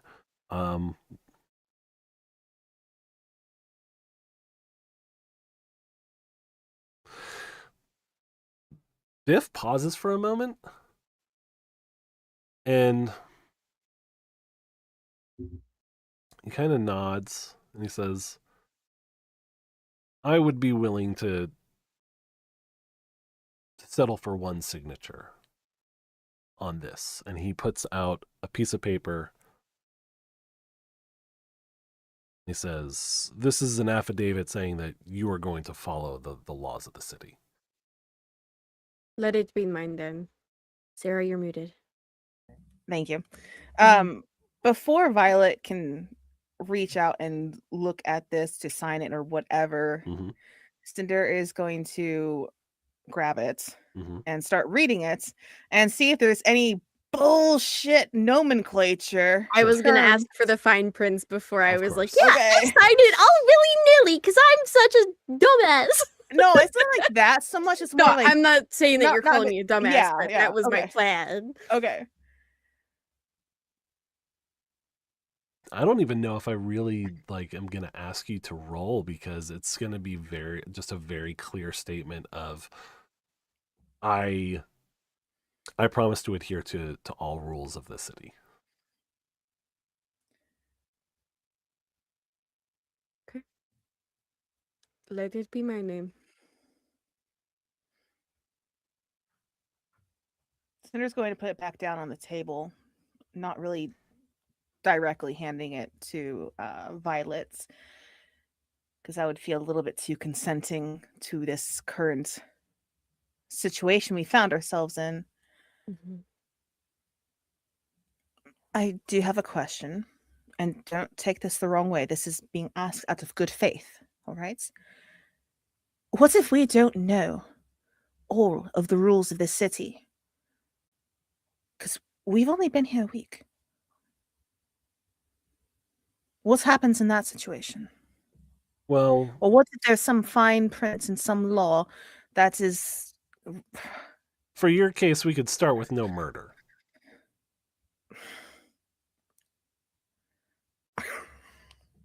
Sorry, Cinder is not laughing at that. Cinder is not laughing at that at all. That's Sarah. He got you. He got you so fucking good. I would not call that murder, more of accidental manslaughter, if anything.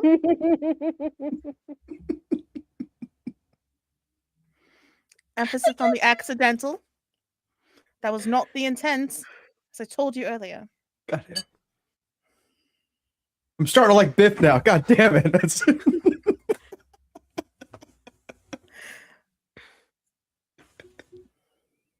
Understood. Okay, so does Violet go to sign the document? She goes to sign it. Stops the second the krill or whatever I'm using hits the paper, and she looks up to Buford. I want you to answer my question before I sign my name down. Where were you when the people of the agriculture district needed help? I can tell you exactly where I was. And he says, I can answer that question, but those of you not signing this document can go. I'm only having a conversation with anyone that is going to sign this document. Don't think that's really good for building a relationship, yeah? I think having some sort of agreement is a great way to build a relationship. And you're going to have that agreement. You're going to have one of us sign that paper. And that's the person I can have the relationship with. That's the person I can have the agreement with. I think that's fair. If none of you want to sign down your names, then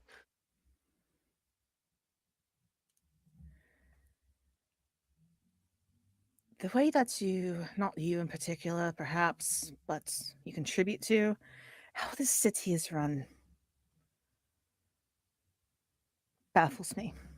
And with that, Cinder is just going to take a step back, and she's going to cross her arms and just overall look very displeased at this entire situation.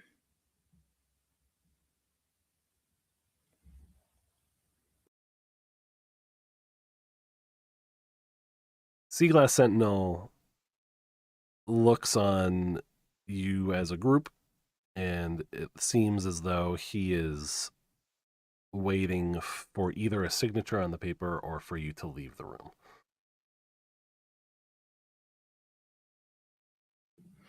Cinder will thumb her nose at no one in particular and walk out of the room. Okay.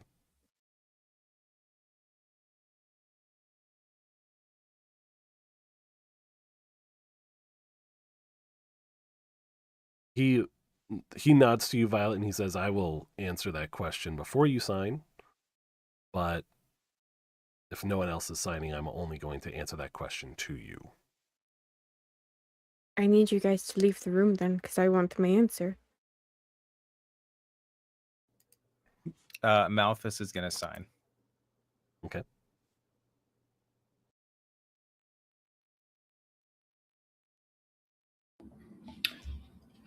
I'm gonna step up, grab the quill in my good hand, and give the sentinel a smile and a wink, and Cyrus Eldermar signs as well.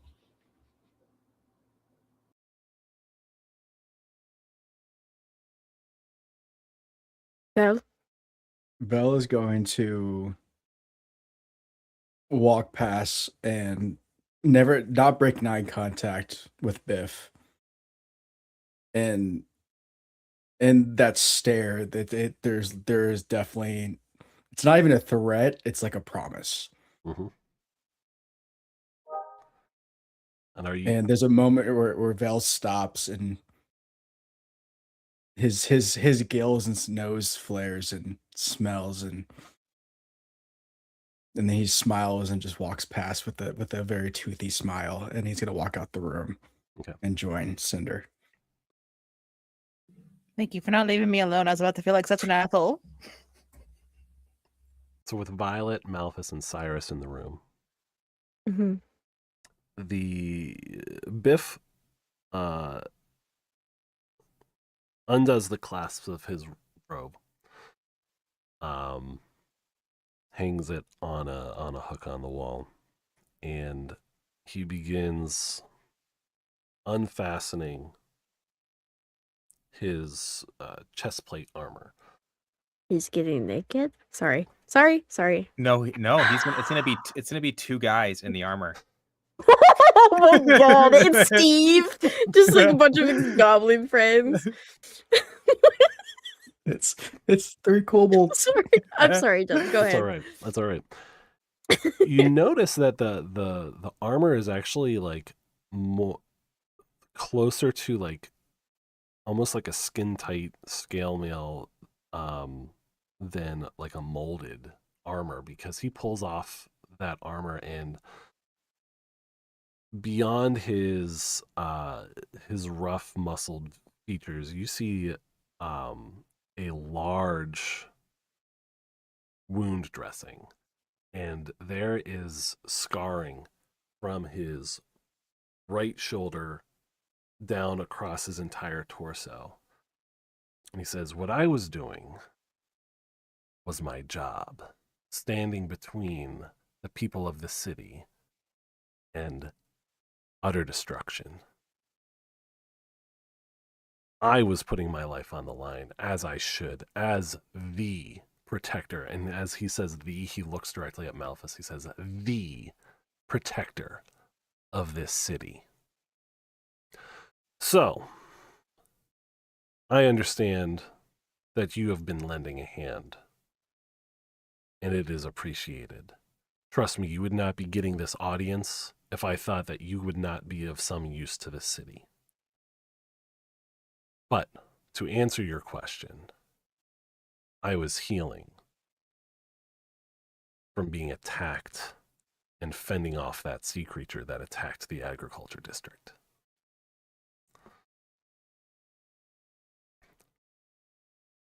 And then he begins to put his armor back on, and he motions to the paper, Violet, as if expecting you to sign. Is he being entirely truthful, or does it seem like he's putting a little bit more into it to kind of cover You could roll an in. untruth? You could roll insight. Okay. It just taking all the chances, Mhm. I'm sure he's being truthful, but not that good. 15. You, in his words, you hear him kind of like very briefly describe the situation, and you are brought back to the moment before he slew the tadpole beast. You get a feeling that he is being quite truthful as far as his involvement with the fight against that sea creature. Okay. And Helen did mention he was active in that fight too, so Mhm. I just being careful. Mhm. I will sign, and I sign Violet Kelzura because that is how I introduce myself to the party. Okay. He produces some papers, and he says, "My investigation led me to that man that you dispatched, and I don't believe you did so with the intention of killing off a potential informant. But Bonbrim was involved with whatever it was that Phil was feeding to these fish. Before he died in that squirrel hut squabble that you had, my guards are not the brightest. And he looks over at one of his guards who is picking his nose at the moment. And he looks Does he back. eat it? No. Sorry. I was just curious. Just wipes it on his armor. You have some. Never mind. We're Mute streaming. yourself. Oh man.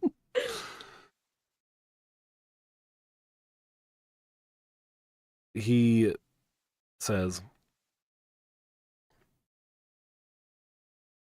I don't know a whole lot about Bonbrim's operation. My guards were able to get this information not very quickly, but if you have any leads in regards to Bonbrim, that would be most helpful at the moment. That would definitely give us maybe some direction as far as where we can trace this material. The food he was giving to the jellyfish was laced with some orange pellets of some sort that were causing them to glow orange.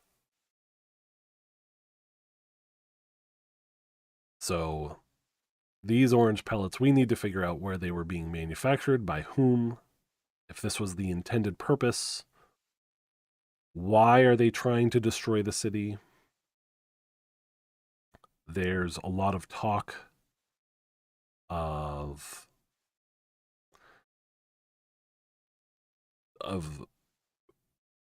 people who breathe air being the main target of these attacks, and therefore folk of with the ability to breathe water are somehow responsible, but we're not going to be jumping to conclusions here. We need to figure this out, and if you are able to help us investigate this, it would go a long way in helping other people, other prominent people, from understanding that you might be here as a force of good rather than a force of destruction on the city. I didn't mince my words when I said that you could be an existential threat to this city. Now, the three of you at least put down on paper that you are going to be following the rules of this city. And to be honest, I don't want a fight with folk like you. All that means is more destruction, more death for this city.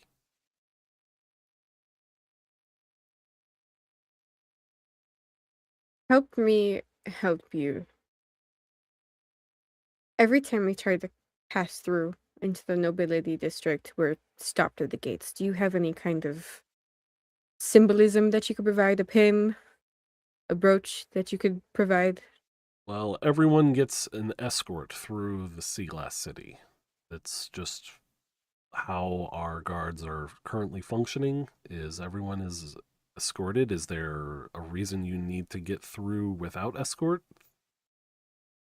Absolutely not. But if we're walking through the lower districts as well, it would be nice to have that as a bit of a push forward if we're trying to investigate things and people aren't really.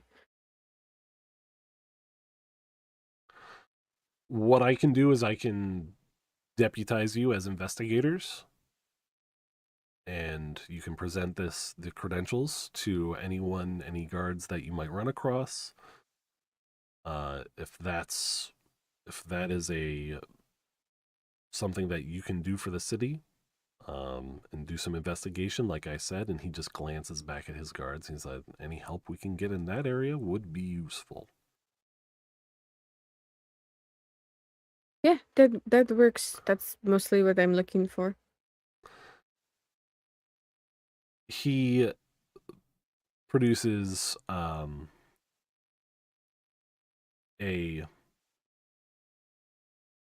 small badge with a spear and a multicolored, almost like a miniature sea glass armor chest piece. It's just like a small seal, and he says, this is my seal. People will know that you are here on my business, or they'll know that you are doing my business. And he just provides one of them? Yes. Okay, I'll take it.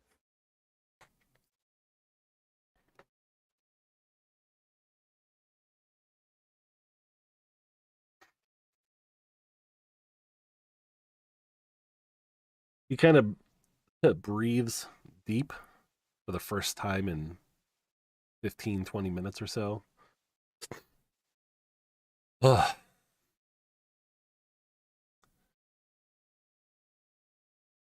Yes, if you have any leads regarding Bonbrim, I was very sad to hear that he did not survive the squirrel hut, because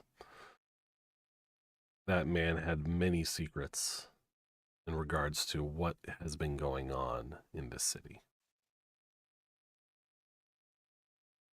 We'll dig them up for you.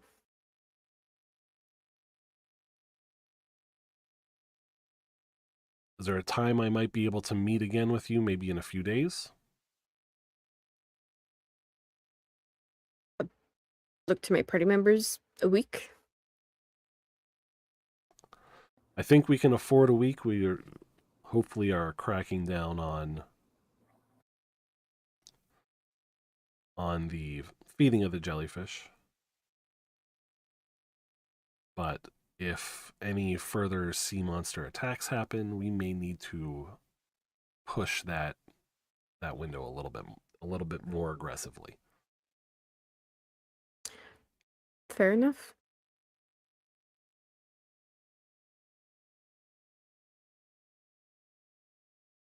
Okay. Well, I thank you for this. Stay out of trouble. You have my name on paper. I'm assuming you're going to be walking this out? Sure. And he says, let's go. He walks out of the room. Cinder and Vel, you've just been standing next to a few guards. Kind of just like, the rest of your party come out of the office, and Biff strides past you without really looking directly at either of you. Continues to guide you back out of the prison. As they walk, I gotta know where he got that armor from. So Malthus is just gonna kind of just be like, and you said his name's Biff. I don't know why I keep thinking Buford now. Well, that's his given name is Buford. His nickname is Biff. Okay. There's so much back and forth. Biff, I must ask, where did you get your armor from? Within earshot of more guards, like as you're walking past guards, he kind of takes his like normal public speaking voice. Why, my friend, I'm so glad you asked. This armor has been passed down from Sea Glass Sentinel to Sea Glass Sentinel. It represents the strength of Seagate. It represents the strength of the Remonstrous name. I do my best every day to uphold the values that it represents. Truth, honor, and justice.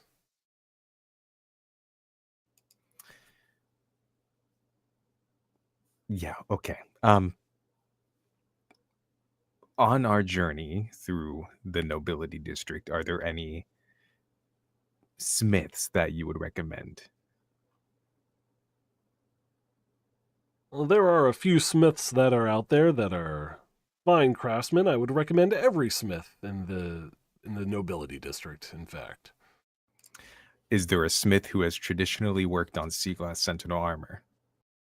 Oh, no, sir. No. The Remonstrous family takes care of its own armor. I am the only man permitted to work and smith on this suit of armor.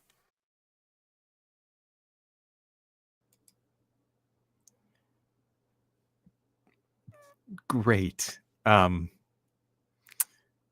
Biff, one final question.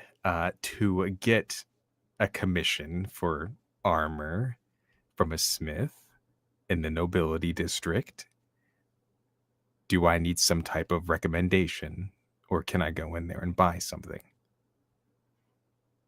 I tell you what, the next time you come in to issue your report to me, I'll have a recommendation for you. Can I just get a recommendation now? Great question. Maybe next time.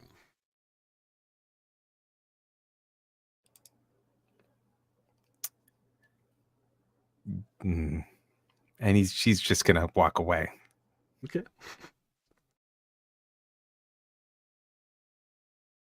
So as you wind your way through passages, serpentine tunnels, and back through to the processing center, you notice that the clerical work is still being done at full tilt. People are being processed, files are being filed, and he walks you out to the front door. And again, you recognize the name near the front of the Remonstrous District Prison.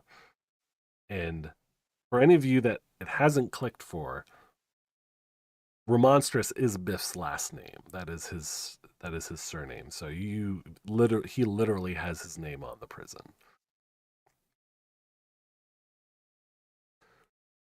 And you are now back in the administration district, and he heads back inside the prison. Dubs. Fuck. Yes. I'm sorry.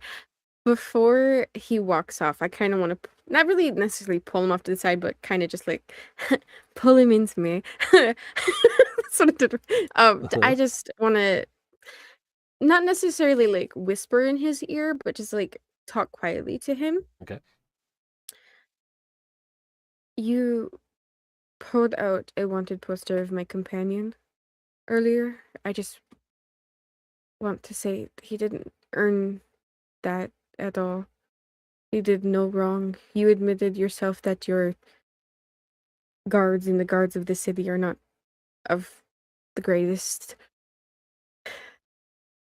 It was a situation on the elevator when we first came in, and there was very apparent evidence, and he decided to take the fall for somebody else. That was a minor infraction, but Minor, yet his face is getting plastered all over the city. when he signed his name to that paper,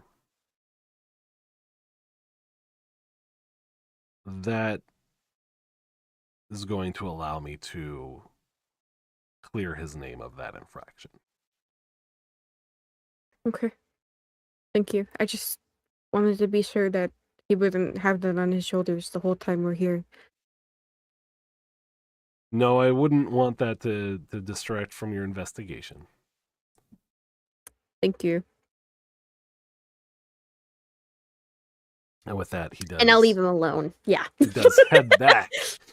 Well, I wanted to ask, is He doesn't. I wished I asked this right there. I know. I'm not going to Okay. ask him anything. Okay. I'm going to ask you at something. Uh-huh. Two things, actually. Okay. One, this is more of not of a question, but since you're playing Biff, fuck you for making that man a dick. Two, was I able to see any insignia of like maybe an artist or, you know, a Smith insignia or branding or something, just something small that isn't just Biff's face on his armor? On the armor? No.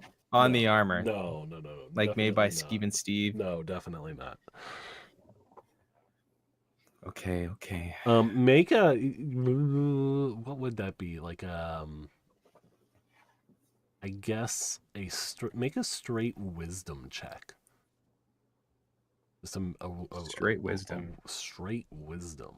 No, you can make a history. Make a history check. If you look really close, each individual skill has a microscopic picture of him doing this. Yeah. Oh god, that is horrible. All right, let's see. Making a history check. Well, let's see what my wisdom's at. Oh, it's the same. That is going to be a 19. Perfect. So the Sea Glass Sentinel armor is a historical artifact. It is something that has been maintained over years and years. And even before the existence of Seagate, there was a Sea Glass Sentinel in kind of like a modern, it's almost like a modern mythology. Ooh, that's some like Rothschild, like Illuminati cult type shit. There's some conspiracies here. Secret order. It's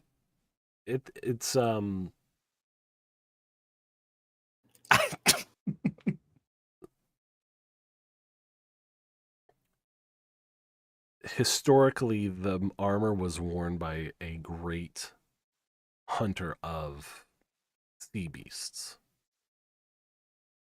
There have even been times, Vel would know this, there have even been times where Valkyrie has donned the sea glass armor.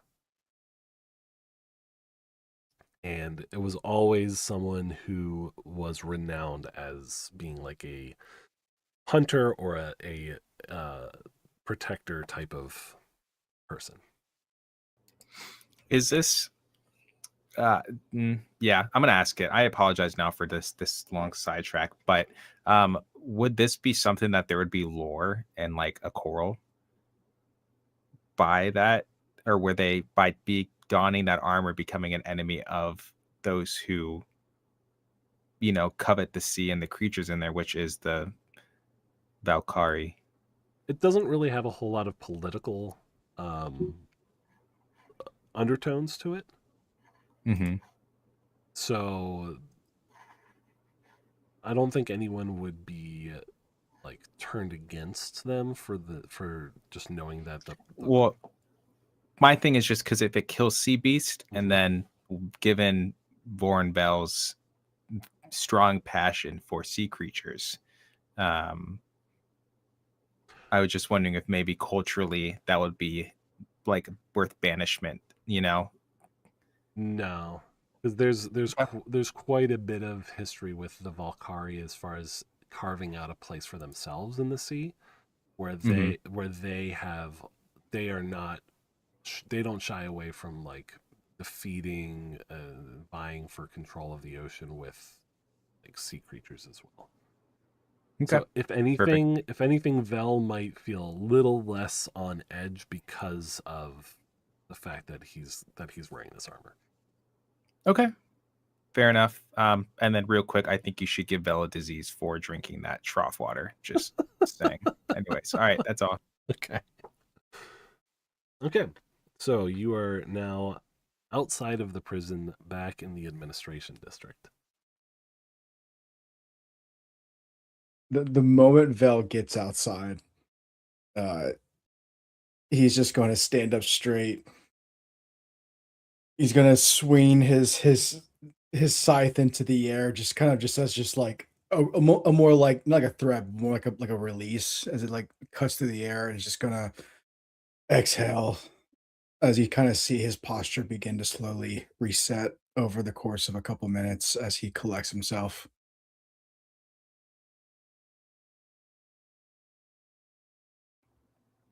Yeah, I'd say that's a fair reaction. All things all things being equal. Apologies for being the hothead that time. I also apologize. That was not becoming of me. I don't apologize. I mean, it's quite all right. Stressful times call for big reactions. I did not like it in there. Didn't like an ultimatum being put upon us like that. Yeah, I mean, I don't think any of us did. But that being said, unfortunately, I do, or can at least, see where he'd be coming from. I want to, but I can't. When he wants to stand for what? Justice, honor, integrity, or whatever he said. What we saw yesterday was not honor. It was not integrity. It wasn't good. That's just some bureaucratic bullshit. Yeah, well, 2 people died yesterday. Phil and the person that you murdered, so... I did not mean to kill him. But you did. I didn't mean to. Thank you for rubbing that in. That's fine. I'm just saying, yes, it is frustrating because we have had our interactions. It is one of those things that I wish I did not regain memory-wise, but he was not terribly wrong, you know? I mean... I know he wasn't wrong. I know that. And I already have that weighing on me as it is, all right? I'm not going to be able to shake that. That was an innocent person. He might have had a family. And he's dead. Because of my ineptitude.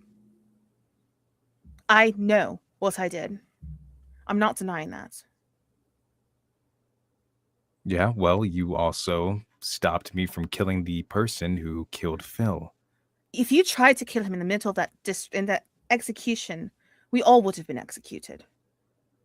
And then you actually had the audacity to accuse me of collaborating with him with no grounds. What was that? What in the hells was that? He killed somebody that we were kind of slowly getting closer with. Mm-hmm.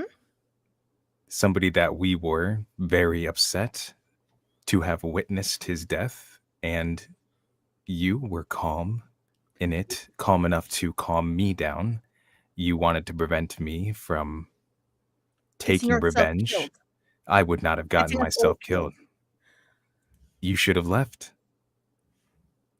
Listen, I'm not an expert on that spell, but I do know that it's not something that any random amateur caster can cast. That could have easily disintegrated you in a moment as well. And then what? I don't think we're getting anywhere standing here arguing. We should move on with our investigation.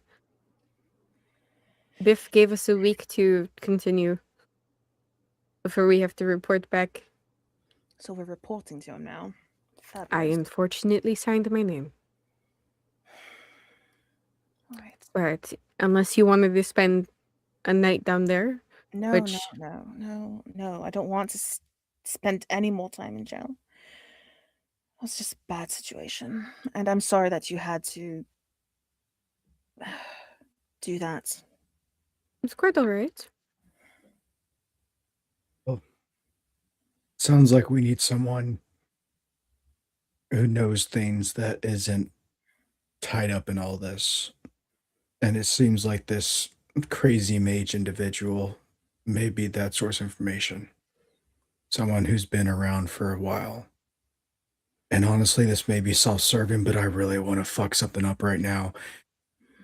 And it sounds like we may get the opportunity in that damn tower. I don't disagree with you on any part of that. You think the mage invited us to their tower to fuck us up? The messenger said there's going to be some trials or some challenges to get our way to the top of the tower. That could include, as he said, fucking something up. I don't know.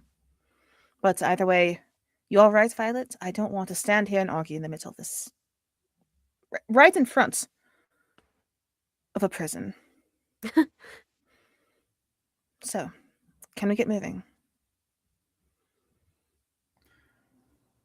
Yeah, I guess. I mean, we all on the same page, heading on finding our mad mage. I think so. I would like to restock on the way if we find an opportunity to do so. Mhm. If that's all right. More I would. daggers. Thank you, God. You were saying that you were saying that in Cinder's voice, right? I was saying that in Cinder's voice. Yeah. Oh, sorry. Be quiet, yeah. Get out of here. Yeah. Go into the corner. Go into the corner. Go away, Jubs. You're not Yeah. invited to this party. Holy light shines down upon Cinder. A message from God. Anyways, I'm on Malthus, travel. Her Malthus father is is a going to god. add. Malthus is going to add. At least that I can agree on. I think we did get approval for the nobility district, and I would like to upgrade some of my stuff. Well, I just want to pick up a few items. Do you have the coin to upgrade? I would say I have a fair amount of gold, yes. How much gold do you have currently? Why does that matter? It matters. I'm very well versed in money, so I could help, Especially if you want something that is of higher quality. especially in the nobility district. You see how clean the streets are walking through here. You saw how dirty the streets were walking through the shadows. There's a difference. Yes, maybe I will. Maybe I will wait then, and I will go with Wesley.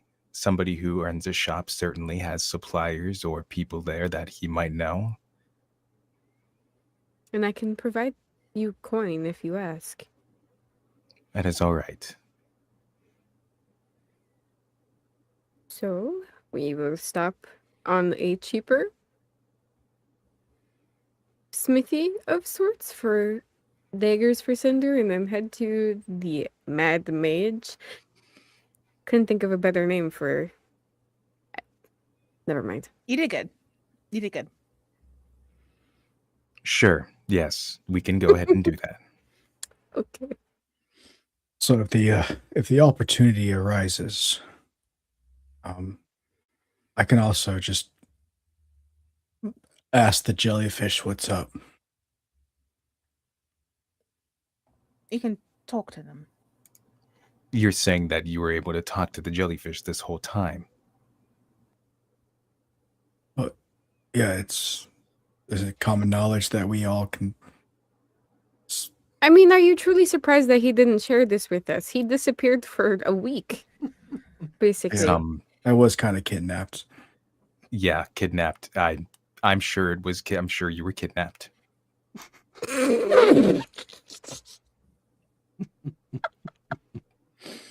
It's not Listen. funny. Listen, Belle, I respect you and your fish rituals, but if you're going to be withholding information when we're having these creatures fall from the sky and you're able to talk to them, that's kind of a big deal. You are the last person here that's going to lecture me on withdrawing information. Refer to me as a fish again, and I will demonstrate you the difference between me and a fish. All right, I withheld information because you stop. I was withholding You information threw the because fish word out, and you know that's a no-no in the culture. because I lost my memory. I only withheld information because I couldn't remember. So I don't think Well- that's the same as remembering and withholding information. Well, I guess I'm just a fucking fish, so we don't think very long, do we? I must have just forgot. I mean, sure, if that's what you're gonna explain it as. I just said you were a fish. I'm just gonna shake my head at you with disbelief. And just I'm a like the rest of them. I'm glad this got your memories back. You must have also got your Tyra racism back too. I don't know about that. I have shopped at the old lake town way back when.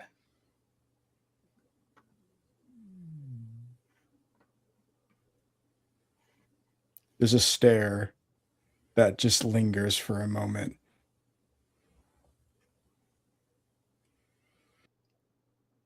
Just tell us about the jellyfish next time you talk to them. And if I forget something, try not to bring my race into it or disrespect my entire culture. Is that a good deal we can both agree on? Yes. Great. We both have Sure. some improvements to make. I'll do my end. You do your fucking end.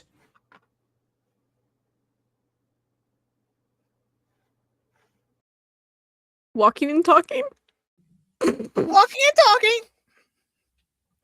I feel like Val might be storming off towards the trade district at the moment. Today is not Vel's day.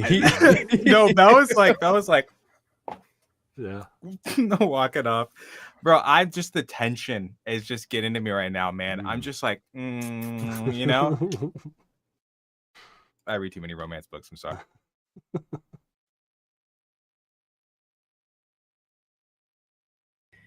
Okay, so we got Vel storming off, I presume in the general direction in which we would find a more affordable smithy Yeah. and stuff. Yeah. Okay.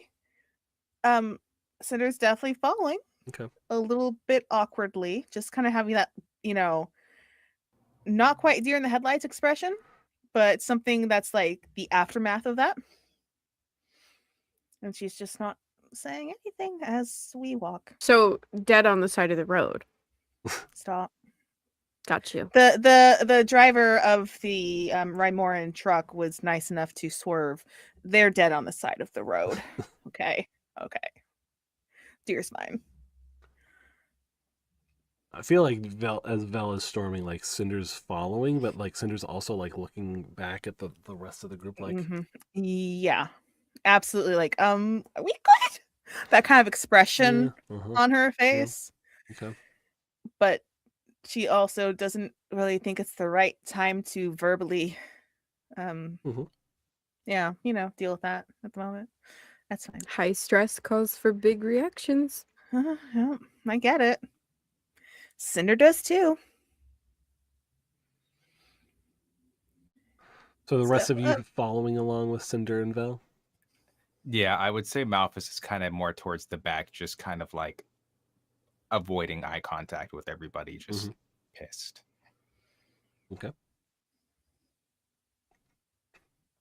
So heading into the trade district, you're going a little off to the east rather than the direct south or, southwest. Southwest would lead you back towards the Wicks and Whiskers, for example. Due south would bring you closer to the fountain that Violet and Cyrus visited not too long ago. But off to the east, there are some shops. Cinder is able to find proper supplies. And after getting restocked, you can go ahead. Hold on. Yes. Okay. So there's a little shopping list here, and I want to be brief with it because reasons. She's looking for 2 to 3 daggers and a rapier. Okay. And if there is something of the slightly higher quality level, aka like a +1 or something like that, if it's affordable, she might be interested in that. if that is a thing. If not, that's fine.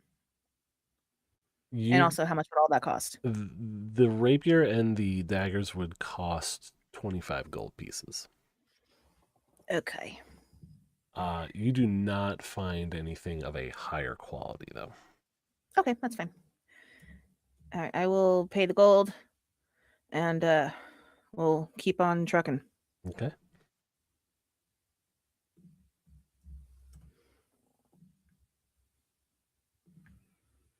As you approach, like you ask around, and some locals give you some pretty clear instructions or directions on how to get to the Tower of the Mad Mage. You approach, and something seems strange about this tower.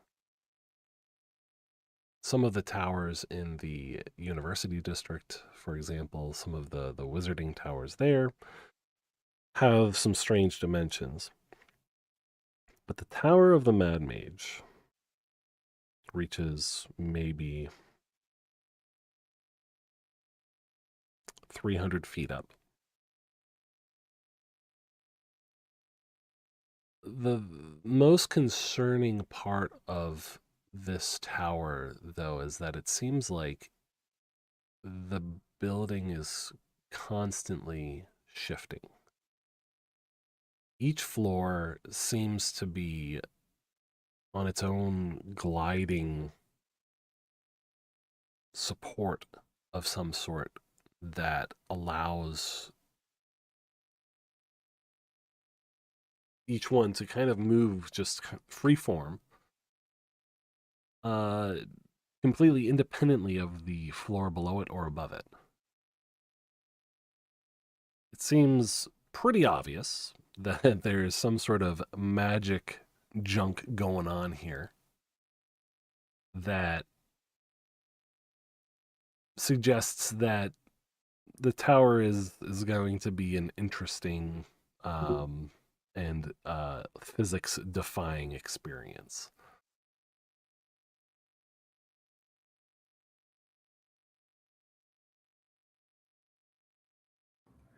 And how high above our heads does the dome go again?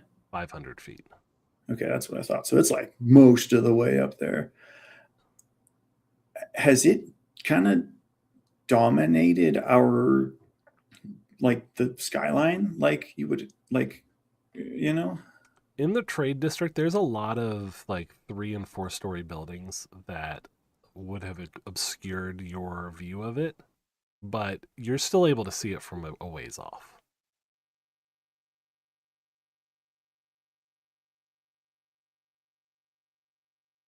So nowhere where you've ventured before would you have seen it necessarily.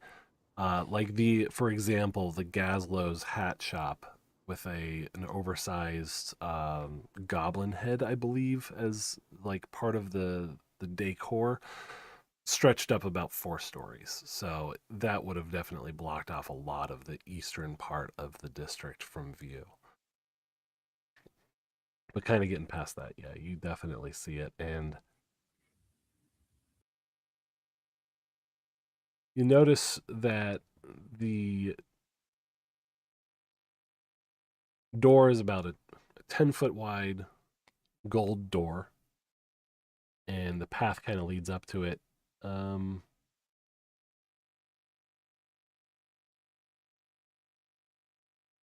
Nothing is marked about it, but you can kind of tell that this is a structure that definitely would not be confused for anything other than some sort of a mad mage that would live here. Would No. Malthus recognize any of this architectural, kind of stuff, or any patterns or things he might have seen at previous places? Make a history roll? Yeah, you better give me that roll.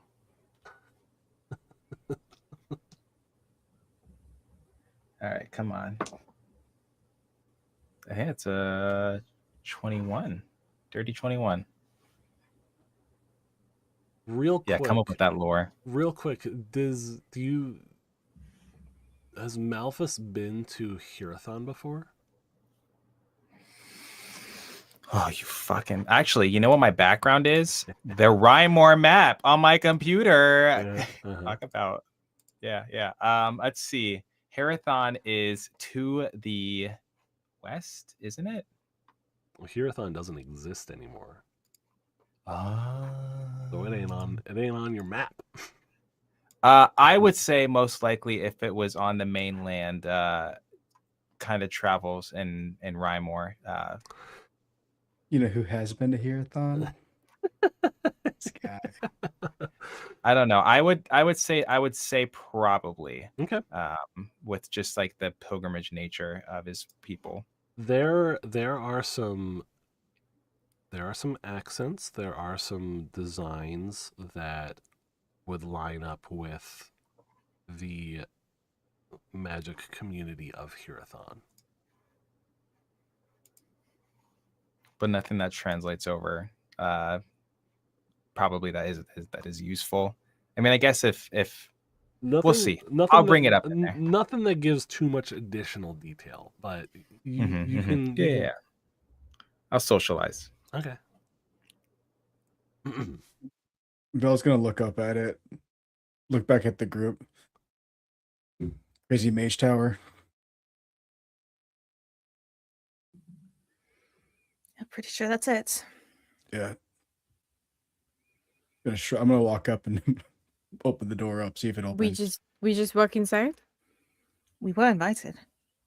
I'm not going to knock. Somebody invites you to your Fine, somebody alright, invites you to their home. You don't just walk into the door. You knock. I don't know if a tower is quite the same as a home, but Did you get invited to a lot of people's houses? Me? No, Cinder. why'd you have to ask that like that? Well, you just walked inside, so I would think that the common sense wasn't built up over time. Well, out of character, it was Vel who was just waltzing up and opening the door, not Cinder. Okay. He's just digging into you. Oh my god, you're the worst. I've been invited in a few homes. Don't look at me like that. How many homes have you been invited into? She's not waiting for a response. Fair enough. Did will, Vel... Malphus, Oh, sorry. I was Go gonna say Malphus will say as they're walking in, this place has roots to Herathon. That is interesting. Magic's interesting as well. So Cinder and Vel are walking in. Well, Vel, if the door does open, Vel will hold the door open for everyone. Okay.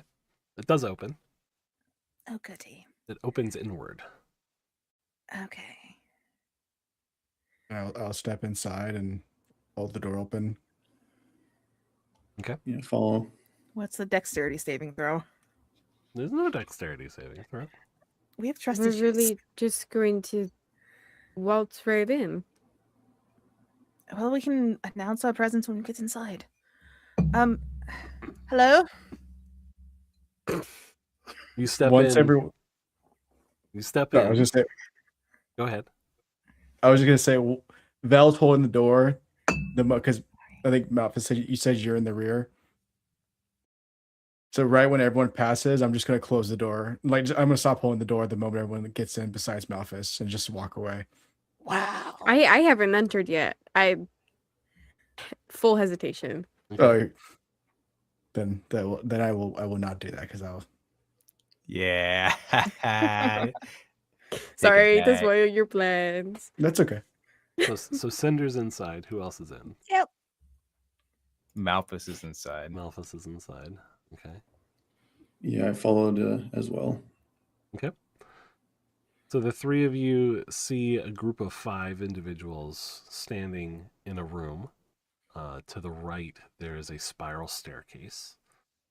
And you hear one of them say, "Welcome to the tower. Are you expected?" I'll look over to Violet and say, "Violet, it's a lobby. We're okay. Come on in." I'll let her.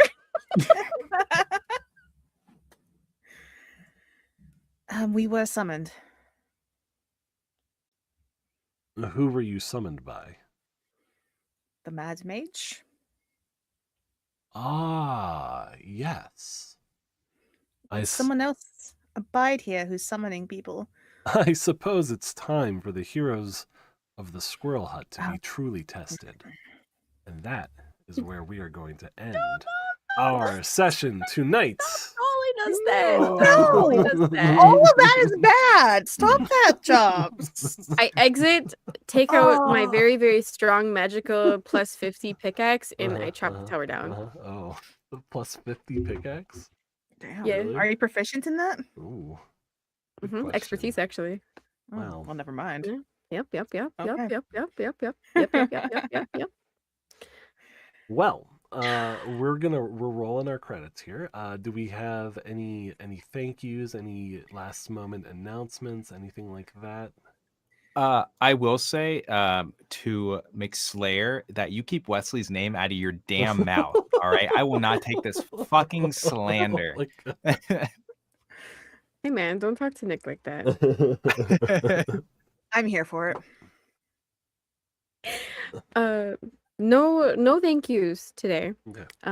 Actually, that's a dirty lie. Thank you to everybody who is watching today and in the future for just tuning in, watching. The session was fun, lots of laughs. I have been very giggly today, but yeah, thank you so much.